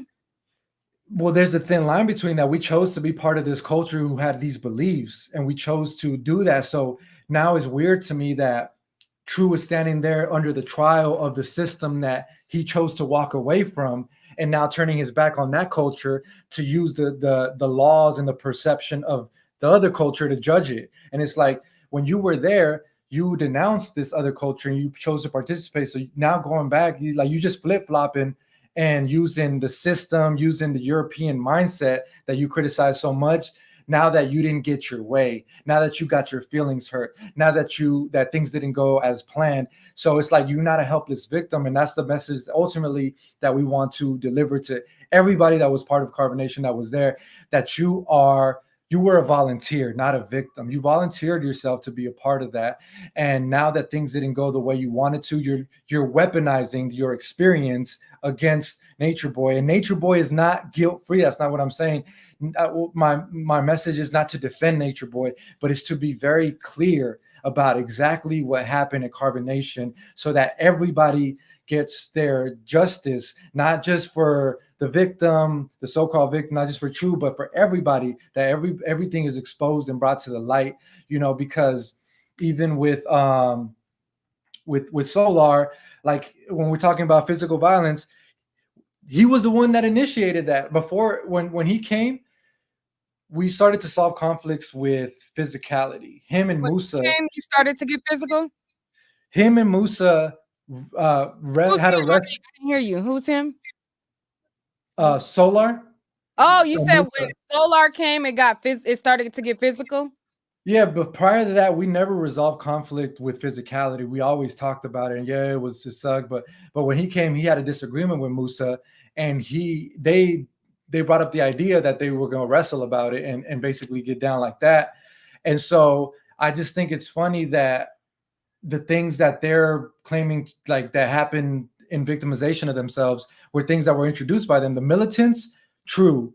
The swapping of partners at will, also True had a role in that. So it's just like, at what point do we hold ourselves accountable as adult participants willing a part of something, and at what point like do we do that instead of just saying like it was all Nature Boy and like I'm just an innocent helpless victim of his tyrannical, like no, it wasn't that clear cut and dry. Like that's all I'm trying to say. Like when it comes to this program, it's like you got to look at all the dimensions of it. It's crazy that you said, because Solar seems like the least like violent one. Like, so it's I'm trying to wrap my mind around like it being introduced with Solar, because I can't see him hurting a fly. Well, the video, I mean, I don't know if they took it down, but we uploaded that video of them going at it. But it's all just to say like he talked about that the radical leader or the whatever destructive leader not taking accountability, but there's no accountability from anybody. Like the victim isn't taking accountability for how she moved and the previous pattern of behavior that she displayed way prior to going to Carbonation and Nature Boy. True's not, holding himself accountable. Nobody's holding themselves accountable. So like the thing that they're trying to... Did you have an issue with True when you guys were there together? Nah, me and True were cool as hell. Like we never had an issue with one another. But I did recently try to communicate with him, and he just refused communication with me, even though I try to reach out and just be like, hey, I knew you there. Like, if you just want to talk about it, and maybe you can put me on some insight, or I can share some insight of things that have helped me since leaving. But what I realized with True is that he's just subordinate to whatever is around him. He was probably subordinate in the military. He came to Carbonation to be subordinate, and now he's just being subordinate with the voices that are around him. As probably people telling him that he's a victim. And for us, like, we're trying to empower you. Like, you're not a victim. But if people keep feeding you this message that you're a victim, how is that going to help you? How are you going to move on from this situation if you keep seeing yourself as less than, as not having any power? So that's just what I would like to tell True if he's watching, that, bro, like you are a very smart, logical, intelligent person. And I know that things didn't play out the way you wanted them to play out. But at the end of the day, the only way that you can move forward from this is that you have to acknowledge and take accountability for the role that you played in it, and be clear, crystal clear about your decisions so that you don't relive something similar moving forward. That's all I want to say. And this is why Ketzel and I continue to come out at these moments, because we got out before all of them did, and we had time to be able to heal, to contemplate, to really see the situation for what we wanted to see it as. We did not go back to our families. We did not go on these different platforms exposing anything. This was our experience. This was a sacred thing that we went through, and we wanted to process it the way that was the most healthiest for us, and not being influenced by Nature Boy and them, not being influenced by our families, and not being influenced by the public. We were able to get away and to really heal throughout the years. So everything that will keep coming up was that all the things that we pointed at Nature Boy for, it was in us. It was always us. He just shined the light on our darkness, on our demons. He was a mirror for that. We attracted each other for a reason. We all came there for a reason, to heal and to remember who we are. And y'all can go ahead and lock up Nature Boy if you want to. Throw away the key for all I care. But at the end of the day, you were who you were before Nature Boy, and you're going to be that after Nature Boy until you look at yourself in the mirror and take responsibility for how you move in your life. And this is why I say you get what you deserve. I'm not saying that situation happened or didn't happen, but if you move the way you've been moving since 2017, hopping from this man, this bed, that, what you think gonna happen? You violated yourself first before anybody else did.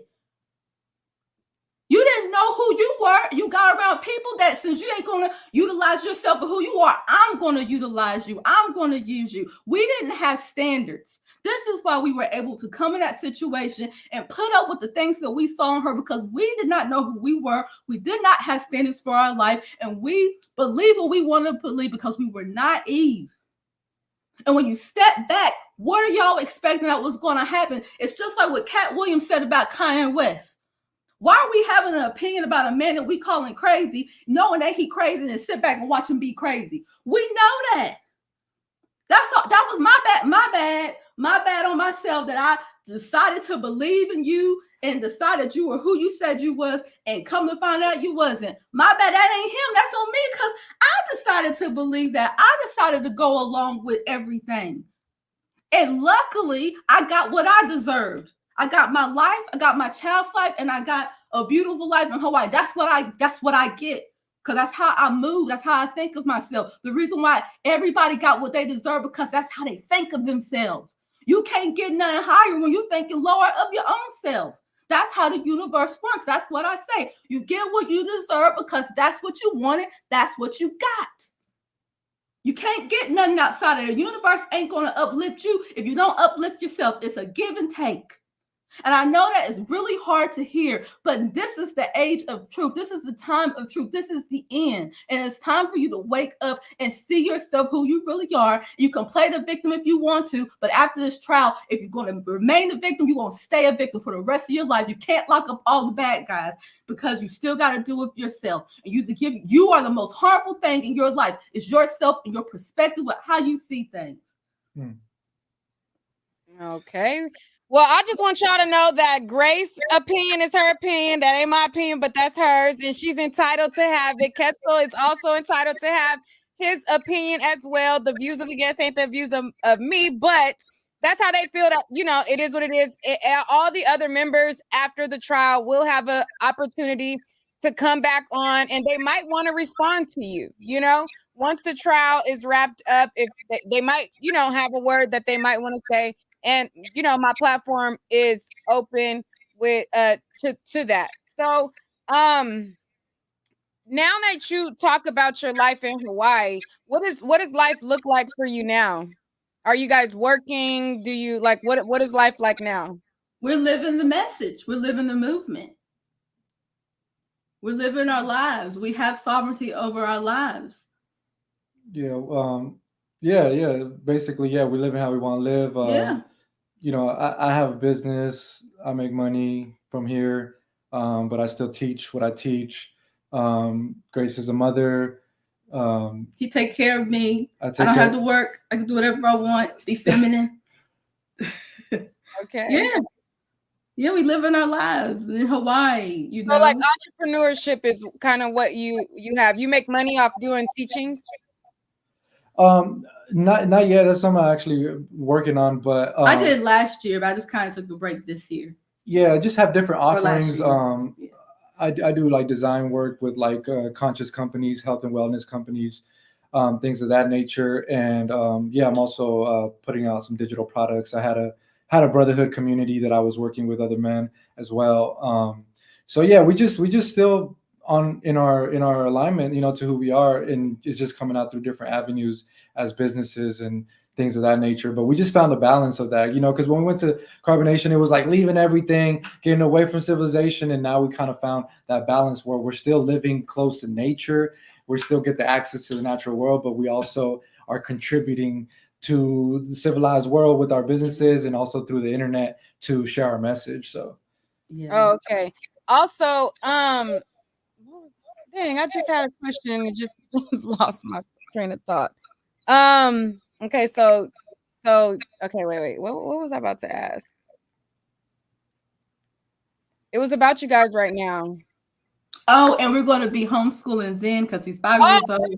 So we're getting ready for that. Zen is growing up beautifully. I'm not bringing home camera because if he wanted to be on camera, he would come. But yeah, I'm getting prepared for that, to homeschool him. And I'm just so proud of him.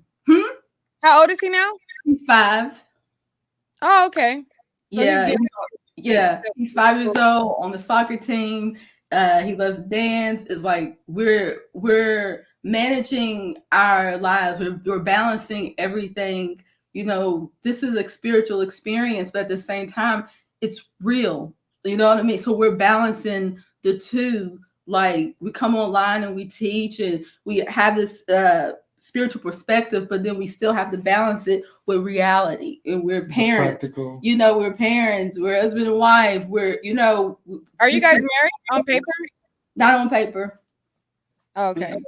Yeah, not on paper. But we figured out how to make it work. Everything that, like, when we were teaching and stuff, we really believed it. When I said I was elite, I meant that. I'm not just elite because I'm with him. When I said I'm your higher self, I wasn't saying that because I really believe that. So when I left, I applied that. I was like, if this is the truth, it needs to show up in my life. And it did. It did show up in my life. And as we've had to do a lot of work within our relationship, because I mean, like, just kind of what we described, where it came from. And like, we always joke like we were an arranged marriage of sorts. And so it's like we had to learn how to love each other and be with each other and really work on the relationship. And it's been feel really, like that? You feel like you guys were in an arranged relationship? yeah, that's how it started. Yeah, because we didn't have the standard relationship where we meet online and then we date in and falling in love. Like, nah, we got together because it was suggested. Now, we wasn't at the beginning, we wasn't forced to be together, but then eventually, once you got together with someone and you got pregnant with someone, he's gonna let you break up with them, but then he's gonna make you go back with them. So that's where that force came into where. And it makes sense because Kessel was the father of my child, but I didn't like it because I didn't want to be with none of them. I was tired. You know how it is when you're pregnant. I didn't want to be bothered, and when we got out of that, me and Kessel had to really figure it out. We had to deal with each other. We had to learn each other. And it's just like any other relationship, except for we didn't start with love and romance. We didn't lead with that. We led with purpose. We led with we're parents of a child and we want to be in the child's life. And it's like, okay, what are we going to do with this? Okay, yeah, you don't like me, I don't like you. Okay, now what? Now what is it's like, and people keep saying that, but like, okay, we still together though. We still thriving. And I think people that have been married for umpteen years understand what we're talking about because you go through ebbs and flow. Like, in your relationship, it's not always going to be rosy. For us, it didn't start like that. We didn't date. We just was together. We in the house. And, and when we broke up, he was right over there. That's weird. Like, it was just weird. And so we decided to leave and figure it out. We decided to leave. And there were moments where we don't want to be with each other. That's it. And then we just went on about our business. It was like, okay, but we know we're not going to break up. And this is the longest relationship I've ever been in my life for somebody that I'm quote unquote not in love with. This is the man I've been the most committed to in my entire life. And because of him proving himself and taking responsibility as the man in my life and the father of my child, every day I'm growing to love and respect him. That takes time. See, people want the love and the respect and the romance. We're not putting no work into it. You still in the phase of growing to love him now after? I love me some Ketzel. Like, I love Ketzel. And it's not about falling in love. I'm not falling. We're standing in love together.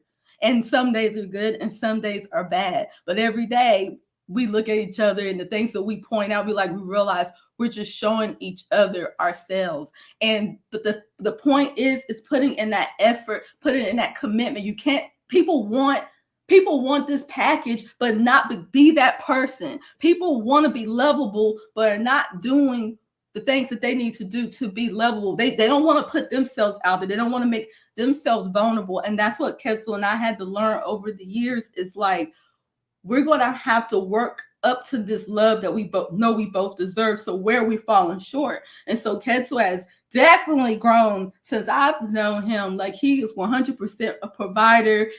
Like, the money, this is the most money we've ever had in our lives. Like, we're living an amazing life. Our child don't want for nothing. I don't want for nothing. I don't have to work if I don't want to. And it's like, I'm living a good life. And then he gets to be with me. You know, I know I'm a good woman. I was like, you are welcome, because I'm dedicated. Y'all see that? Like, and so I'm loyal where it's deserving. And Ketzel has shown me over the years, regardless of who I was and sometimes how I can be, he ain't going nowhere. Like, and then he see me, I ain't going nowhere. So it don't matter what nobody say. And that's the type of love that you want. Like, regardless the sunshine and the rain, I ain't going nowhere. Now, as long as you working on you to grace that made you want to stay together, Ketzel. What was that? What was it that drew you to Grace that made you want to stay together? Well, you know, I think she's trauma really bonding, because it sounds like you guys trauma bonded. Really? What part?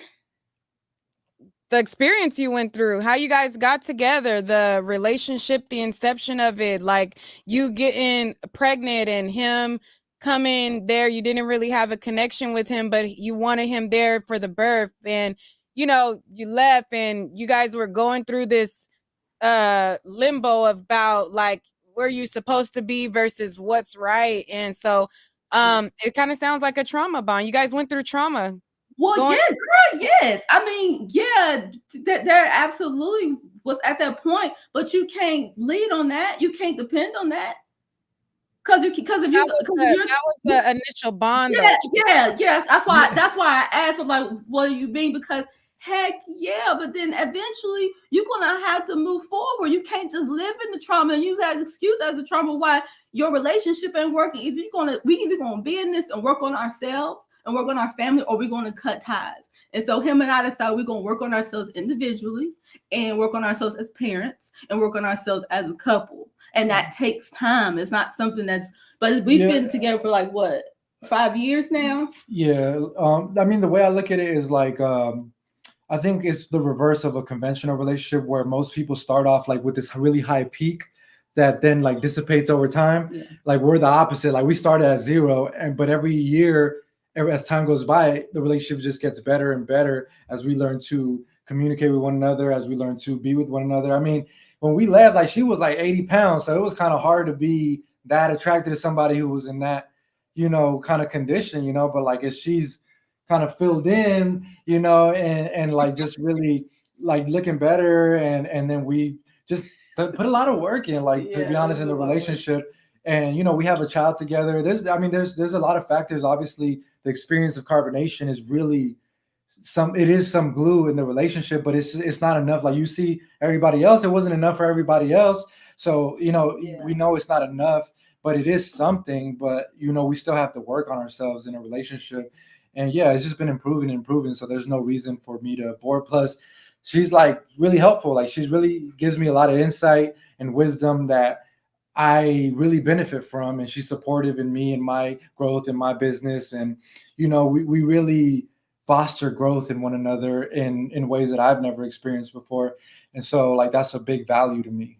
Yeah. And I think now what we're moving towards is fostering love, because I'm tired of growing. I just want to have love and pleasure. And we are moving into that as well, and letting go of this idea we're together because we have a child, because that's not fair to Zen. It's not fair to Zen that we're together because of him. That's too much responsibility. So we let go of these reasons. And once we let go of those reasons while we were together, we just decided to make a choice to love each other. That's it. Just to love each other and see what comes of that. I mean, I understand. Last question, and then we have Dream and Tam backstage. They have been waiting very patiently. And so we'll end with Dream and Tam. But what I want to ask you, this is the last question for me, is and everybody who's tuning in right after this, I'm gonna put the link in the chat for True's testimony and we'll watch it. We'll maybe have Ketzel come back again because he has strong feelings about True. But Yeah. was about True because out of everybody, you kept saying true. But okay. But so my question to you is, when you went there, or when you were headed there, you reached out because you were going through what you were going through. And then once you had a conversation with him, it went away. And when you had a baby, you gave birth, you left. Once you left, how was things with your health and your, more specifically, the issue that you had before? Did it come back? And what advice do you have with women who can maybe that really don't want to go like the traditional, keep on taking certain medicines? Like, how did you navigate all of that?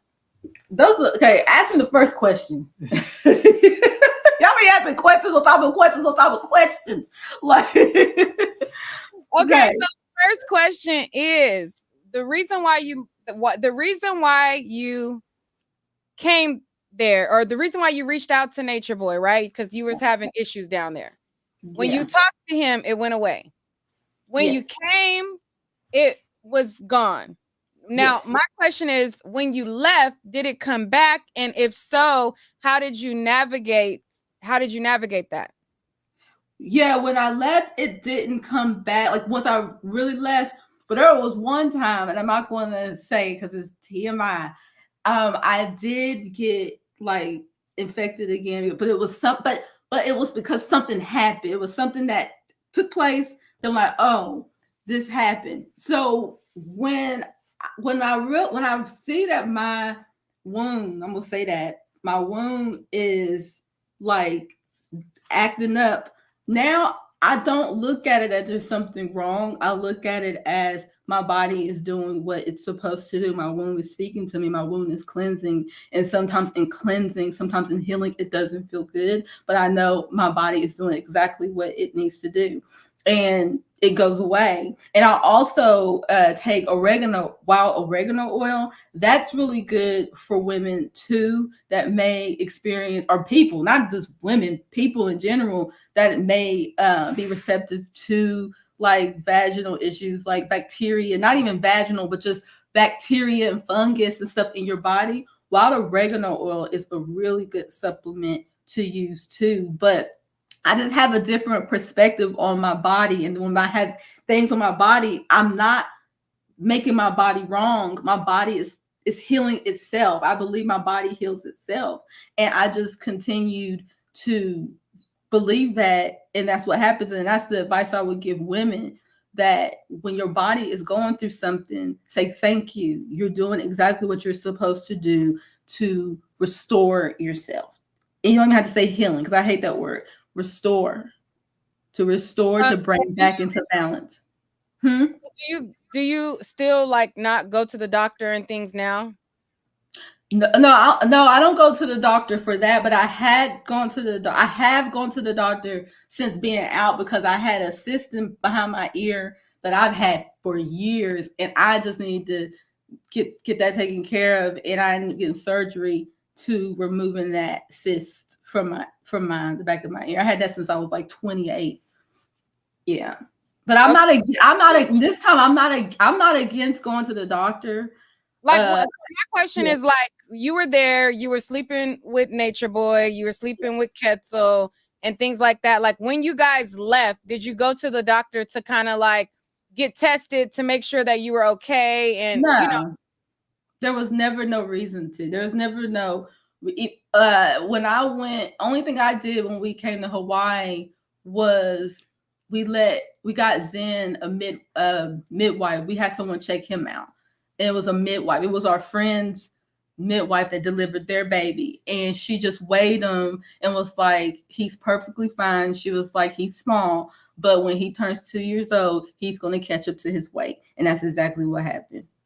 That's what she said. And then we also, when I came to Hawaii, I started eating meat again and eggs. And within 3 days of eating fish and eggs and drinking cane juice, he had jaundice, and that went away. And I gained like 10 pounds within 1 week just by adding animal foods back into my diet.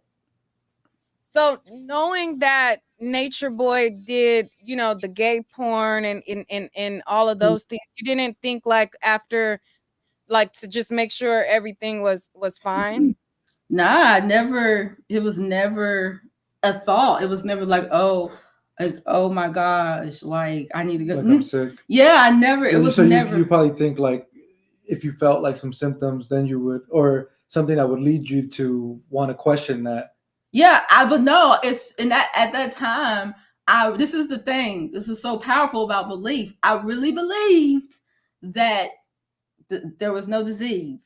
I really believed that when we were there in the beginning, you can't get pregnant because he said so. I really believed it. I believe so. If he said we can't get no disease because we alkaline, disease can live in no alkaline body, I'm gonna believe that. Like that's how strong belief is. Your beliefs can mislead you when you don't have no standards. And that's exactly what, like, I believed it. And so because I believed it, I didn't have no doubt in my mind. And even after I left, there was still no cause to get checked. Because, like you said, there wasn't nothing going on anyways. But and if plus you got checked, that would be like you doubting the belief. Yeah. But I'm just saying that was never in the forefront or the back of my head. That was never a thought.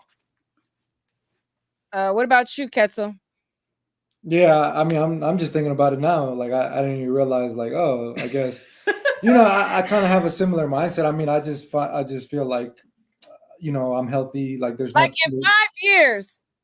Never went to the doctor to check nothing. Right, yes. And it's like, yeah, so I think at this point it would just be like just being like paranoid about something that hasn't affected me or impacted me. Yeah. So you just believe in like herbal remedies, and if you feel sick or if you feel any type of way, you just use herbal remedies. Yeah, I like to do a lot of fasting. I mean, I used to like fast 40 days on just water back in the days, but I really believe in the power of fasting. I believe in the power of just eating wild, natural foods from the earth. I believe in the mindset. I believe in the way we think about things, and the thoughts that we feed into deeply impact our biological health. Yeah. So that's really the foundation of our health. But at the end of the day, like if we have to go to the hospital, some emergency, we're still going to go. Like, that's not just the foundation of how we move when it comes to health. Yeah. If there's something happening to us and the doctor says we need to take medication, we are going to change our lifestyle. We're not going to keep our lifestyle and then take the pills. I think that's what we're saying. But as far as like STDs, it's like that was never a factor or issue for us. We just never thought about it at all. Even when there was mentioned that Nature Boy might have had AIDS and not you, like that because there was people saying that he had AIDS before he started the group, and that was why he went into nature. Like that was like one of the big rumors. Yeah, I heard that too. Yeah, I heard yeah, girl, it just so like knowing that was the chatter. Like even if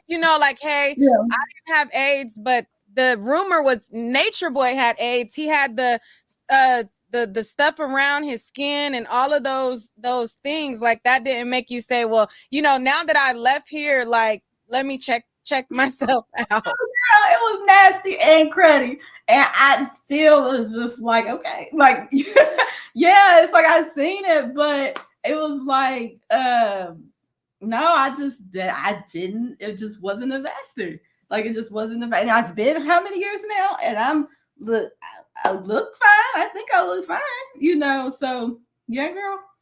Mm-hmm. All right, we're gonna end with Dream and Tam. Been patiently waiting, so they want the test results. That's the only thing they're gonna be satisfied with. I ain't gonna lie. No, I'm just kidding. Go ahead, Dream. Unmute your mic. Are you there? They sleep. They went to bed. Yeah, they sleep. They even. Tam, are you there? Yes, I'm here. Can you hear me? Go ahead, Tam. Okay, so I have a question, but I do want to elaborate on a cult. So I used to be in the Navy for 10 years, and the difference between our organization and Nature Boys is we had leaders who could get in trouble. So we didn't just have one person in charge. You guys had one person that was religious, and you guys worshiped him. His mindset was the be all end all. We didn't have that. So we had captains, we had admirals. It's always somebody else to be there if somebody was making a terrible decision over us. So it's a total difference when you compare, like, okay, what makes it a cult? What makes it a cult is you have one person in charge of people, telling them when to eat, how to sleep. And if they don't do it, and even if they're hazing or doing something wrong, nobody gets in trouble but the people, not Nature Boy. No matter if he lied, like he was lying to you, lying on you, he didn't get reprimanded by that. Who was the person that got him in trouble? Who kicked him out? Nobody did that. So that's the Yeah, and I difference. look at I just that. want to clear that up. And I did say that. I said that that's probably became a spiritual predator because he didn't have anyone holding him accountable. But at the same time, even though that might be your perspective about the Navy, there is plenty of videos and footage out there of people talking against the military, saying bad things about that too. So I think it's just all subjective and how one wants to look at it. And I look at it as a factor. I Sure, look it at it is as a definitely. factor. Go ahead. I was gonna say I look at it as a factor of like that was our responsibility. Like we were supposed to check him and we didn't. So it's like, yeah, he was a force that had ultimate say, but that was because the other adults, consenting adults that were participating, refused to walk in their own power to say, hey, I don't agree with that. I don't think that's a good idea. And so that's why I say like we were complicit in the participation of it actually manifesting into a cult because we weren't fulfilling on our end either. But now it's like now we're in our power, but it's too late now. Looking back retrospectively, who were we there? Who we were when we were there wasn't who we are now, you know. And so that's kind of like the difference. So I believe that what your mindset is dangerous in a certain sense because it comes off like if a child goes to the ice cream truck and he ended up getting kidnapped and raped in that moment, right? Is it his fault that he went to the ice cream truck because he shouldn't have been there? We're talking Or about adults. The key word that you said was a child. No. And a consenting So, adult. Okay, if I get raped, I'm an adult. If I go to the ice cream truck, All right, say our word. Sorry, say our word. I'm You sorry. gotta say something else. Okay, so if I go to the ice cream truck to get some ice cream at 5 o'clock in the afternoon, and I'm innocent here, I'm just getting ice cream. Okay. And somebody comes up and try to grape me. Am I not wrong? Are you am I wrong for comparing? going? Are you comparing your situation to the situation at hand? I'm asking No, about because you guys' no, what I'm beliefs, saying, because no. you guys' You beliefs didn't hear is but what did I say? What did I say? no. If you're gonna ask a question, I'm gonna answer it. You asked a question because you said answer the question. you went to the ice cream and someone came up to you, you're innocent, and just came at you and raped you. Do you deserve that? That's not what happened. So you can't compare what two I'm different saying is situations to so what I'm something. saying That's is not what I'm. nobody Can I talk? deserves Can I talk? nobody deserves it regardless if they went to that, if they deliberately went to the truck, or if they was coerced to a truck, to the ice cream truck. Nobody deserves grape at all. Period.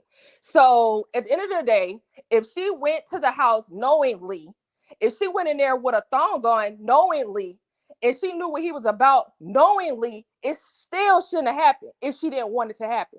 Even if she said no a million times, and then she said, okay, yes, it still shouldn't have happened. And what happens here is when people like him can be able to target other people because of that mindset.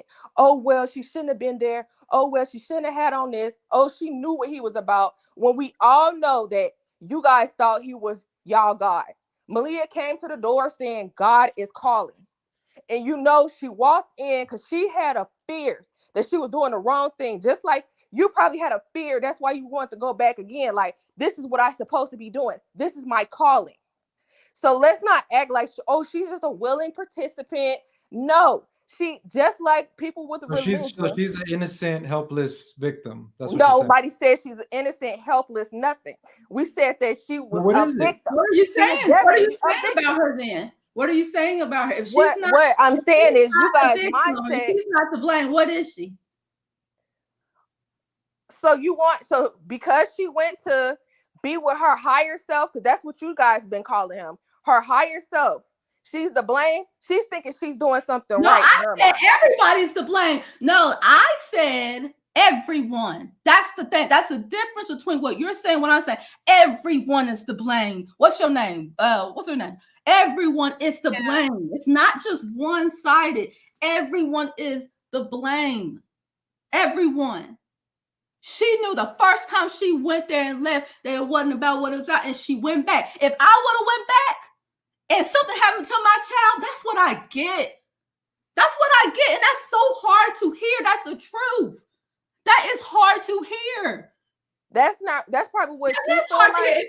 But you don't deserve, regardless of what happened to you, you didn't deserve it. Nobody deserves bad things, regardless if you put yourself in a position or not.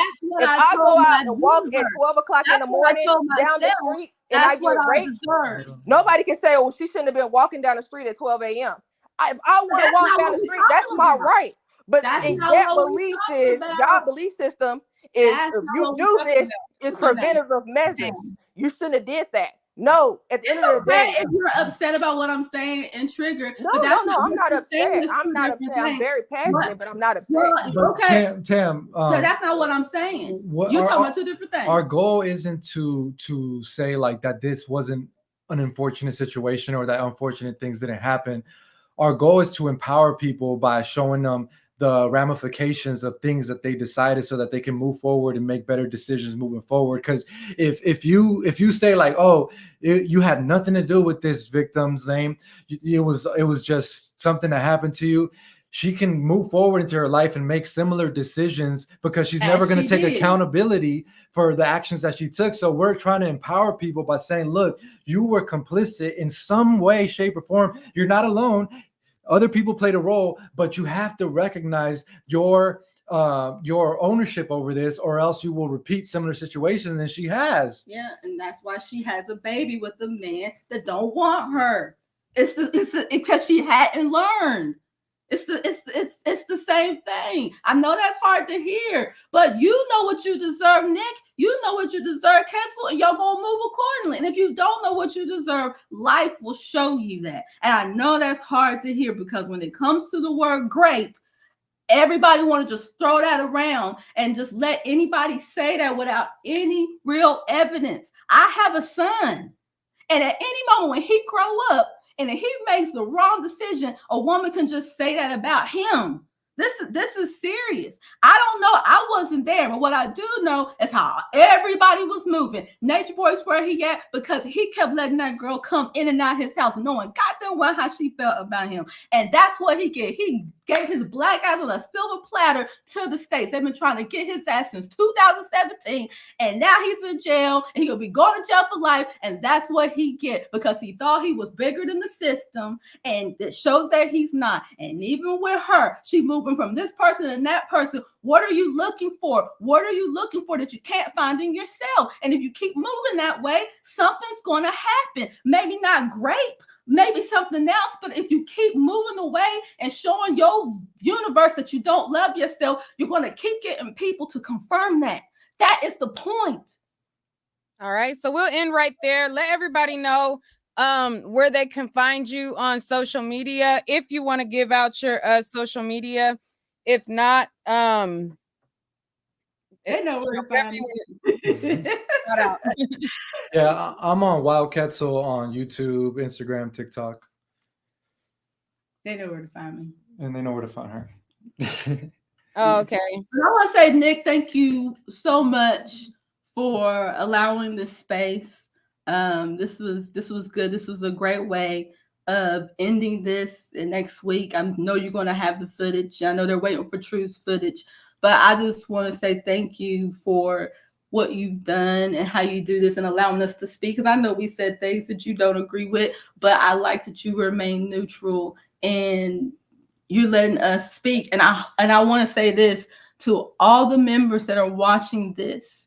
I know I said some things that you don't like, but remember who you are. We are the truth seekers. You are elite with or without Eligio. And I feel that we all need to come together and have a conversation because this is something that we all went through, not these people that are watching. And I thank the people that are watching because y'all made this story be as impactful as it is. But I'm still here. I think we need to have a conversation without cameras and we need to talk about and dissect what we experienced because 20 years from now, you're going to look back and be like, man, I went through that.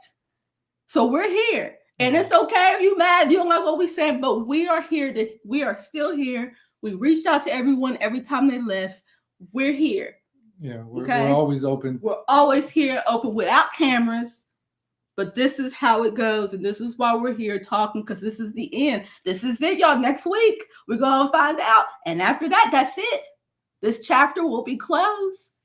You're going to have to move on and find something else to talk about, so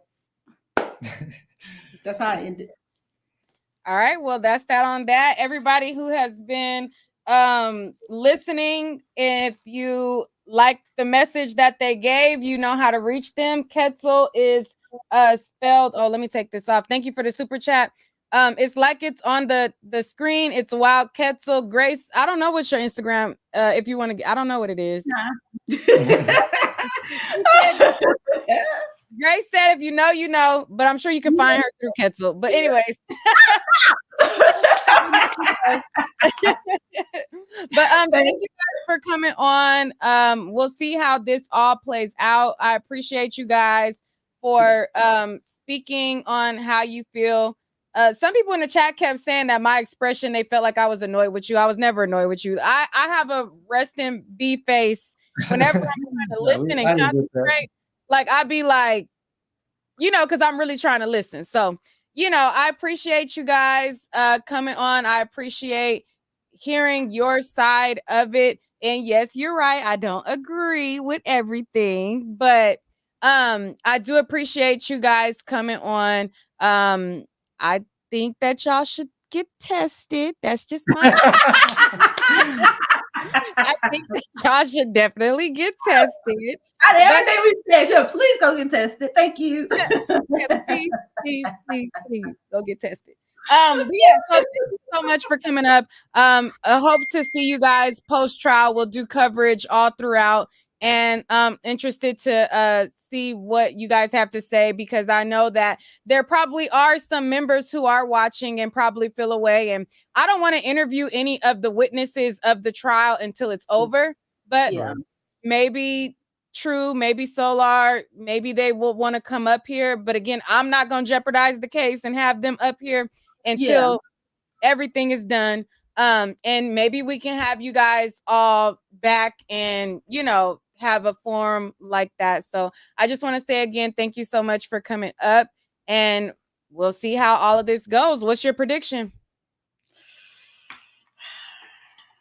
I'm just excited to hear when he goes on. I'm really, because they're gonna have him up, right? Given his testimony or whatever. He has a right. It's normally frowned upon if it's not a self-defense case, but I'm sure with his ego, he will definitely take the stand. Yeah, girl. You just never. I don't know. I don't. It's so many factors to play. It's like I don't know what's going to happen, but whatever happens is I accept that that's what's supposed to happen. And it's like, it's just a lot. It's regardless of the outcome, it's going to be like shocking whether he gets life or he gets let off scot-free. Like whatever happens is going to be like, damn, that happened. I'll be surprised if he gets off scot-free. I'd be surprised. I'd be very surprised. I'd be like, oh wow. Okay. And all of this. Right. Well, thank you guys for coming up. I appreciate you guys so much. Grace and Ketzel, y'all gave y'all ruffle some feathers, y'all trigger some people. There was a lot of people who agree with you also. So, there's going to be an interesting dynamic in the replay. But, it is what it is. That's your truth. People can't, take away your truth. It is what it is. So, again, thank you so much for coming up, and I'll talk to you guys next time. Thank you. Everybody who's backstage, everybody who's been, we want the interview. We want the interview. The link is now in the chat. I'm about to premiere it right now. Click the link to the to the stream. It is not published yet. As soon as I hit end, then I will publish the video and the link will work. So just refresh, because it's going to probably tell you that the link doesn't work because I have not published it yet. But let's get ready to watch. I'll talk to you guys later. Bye.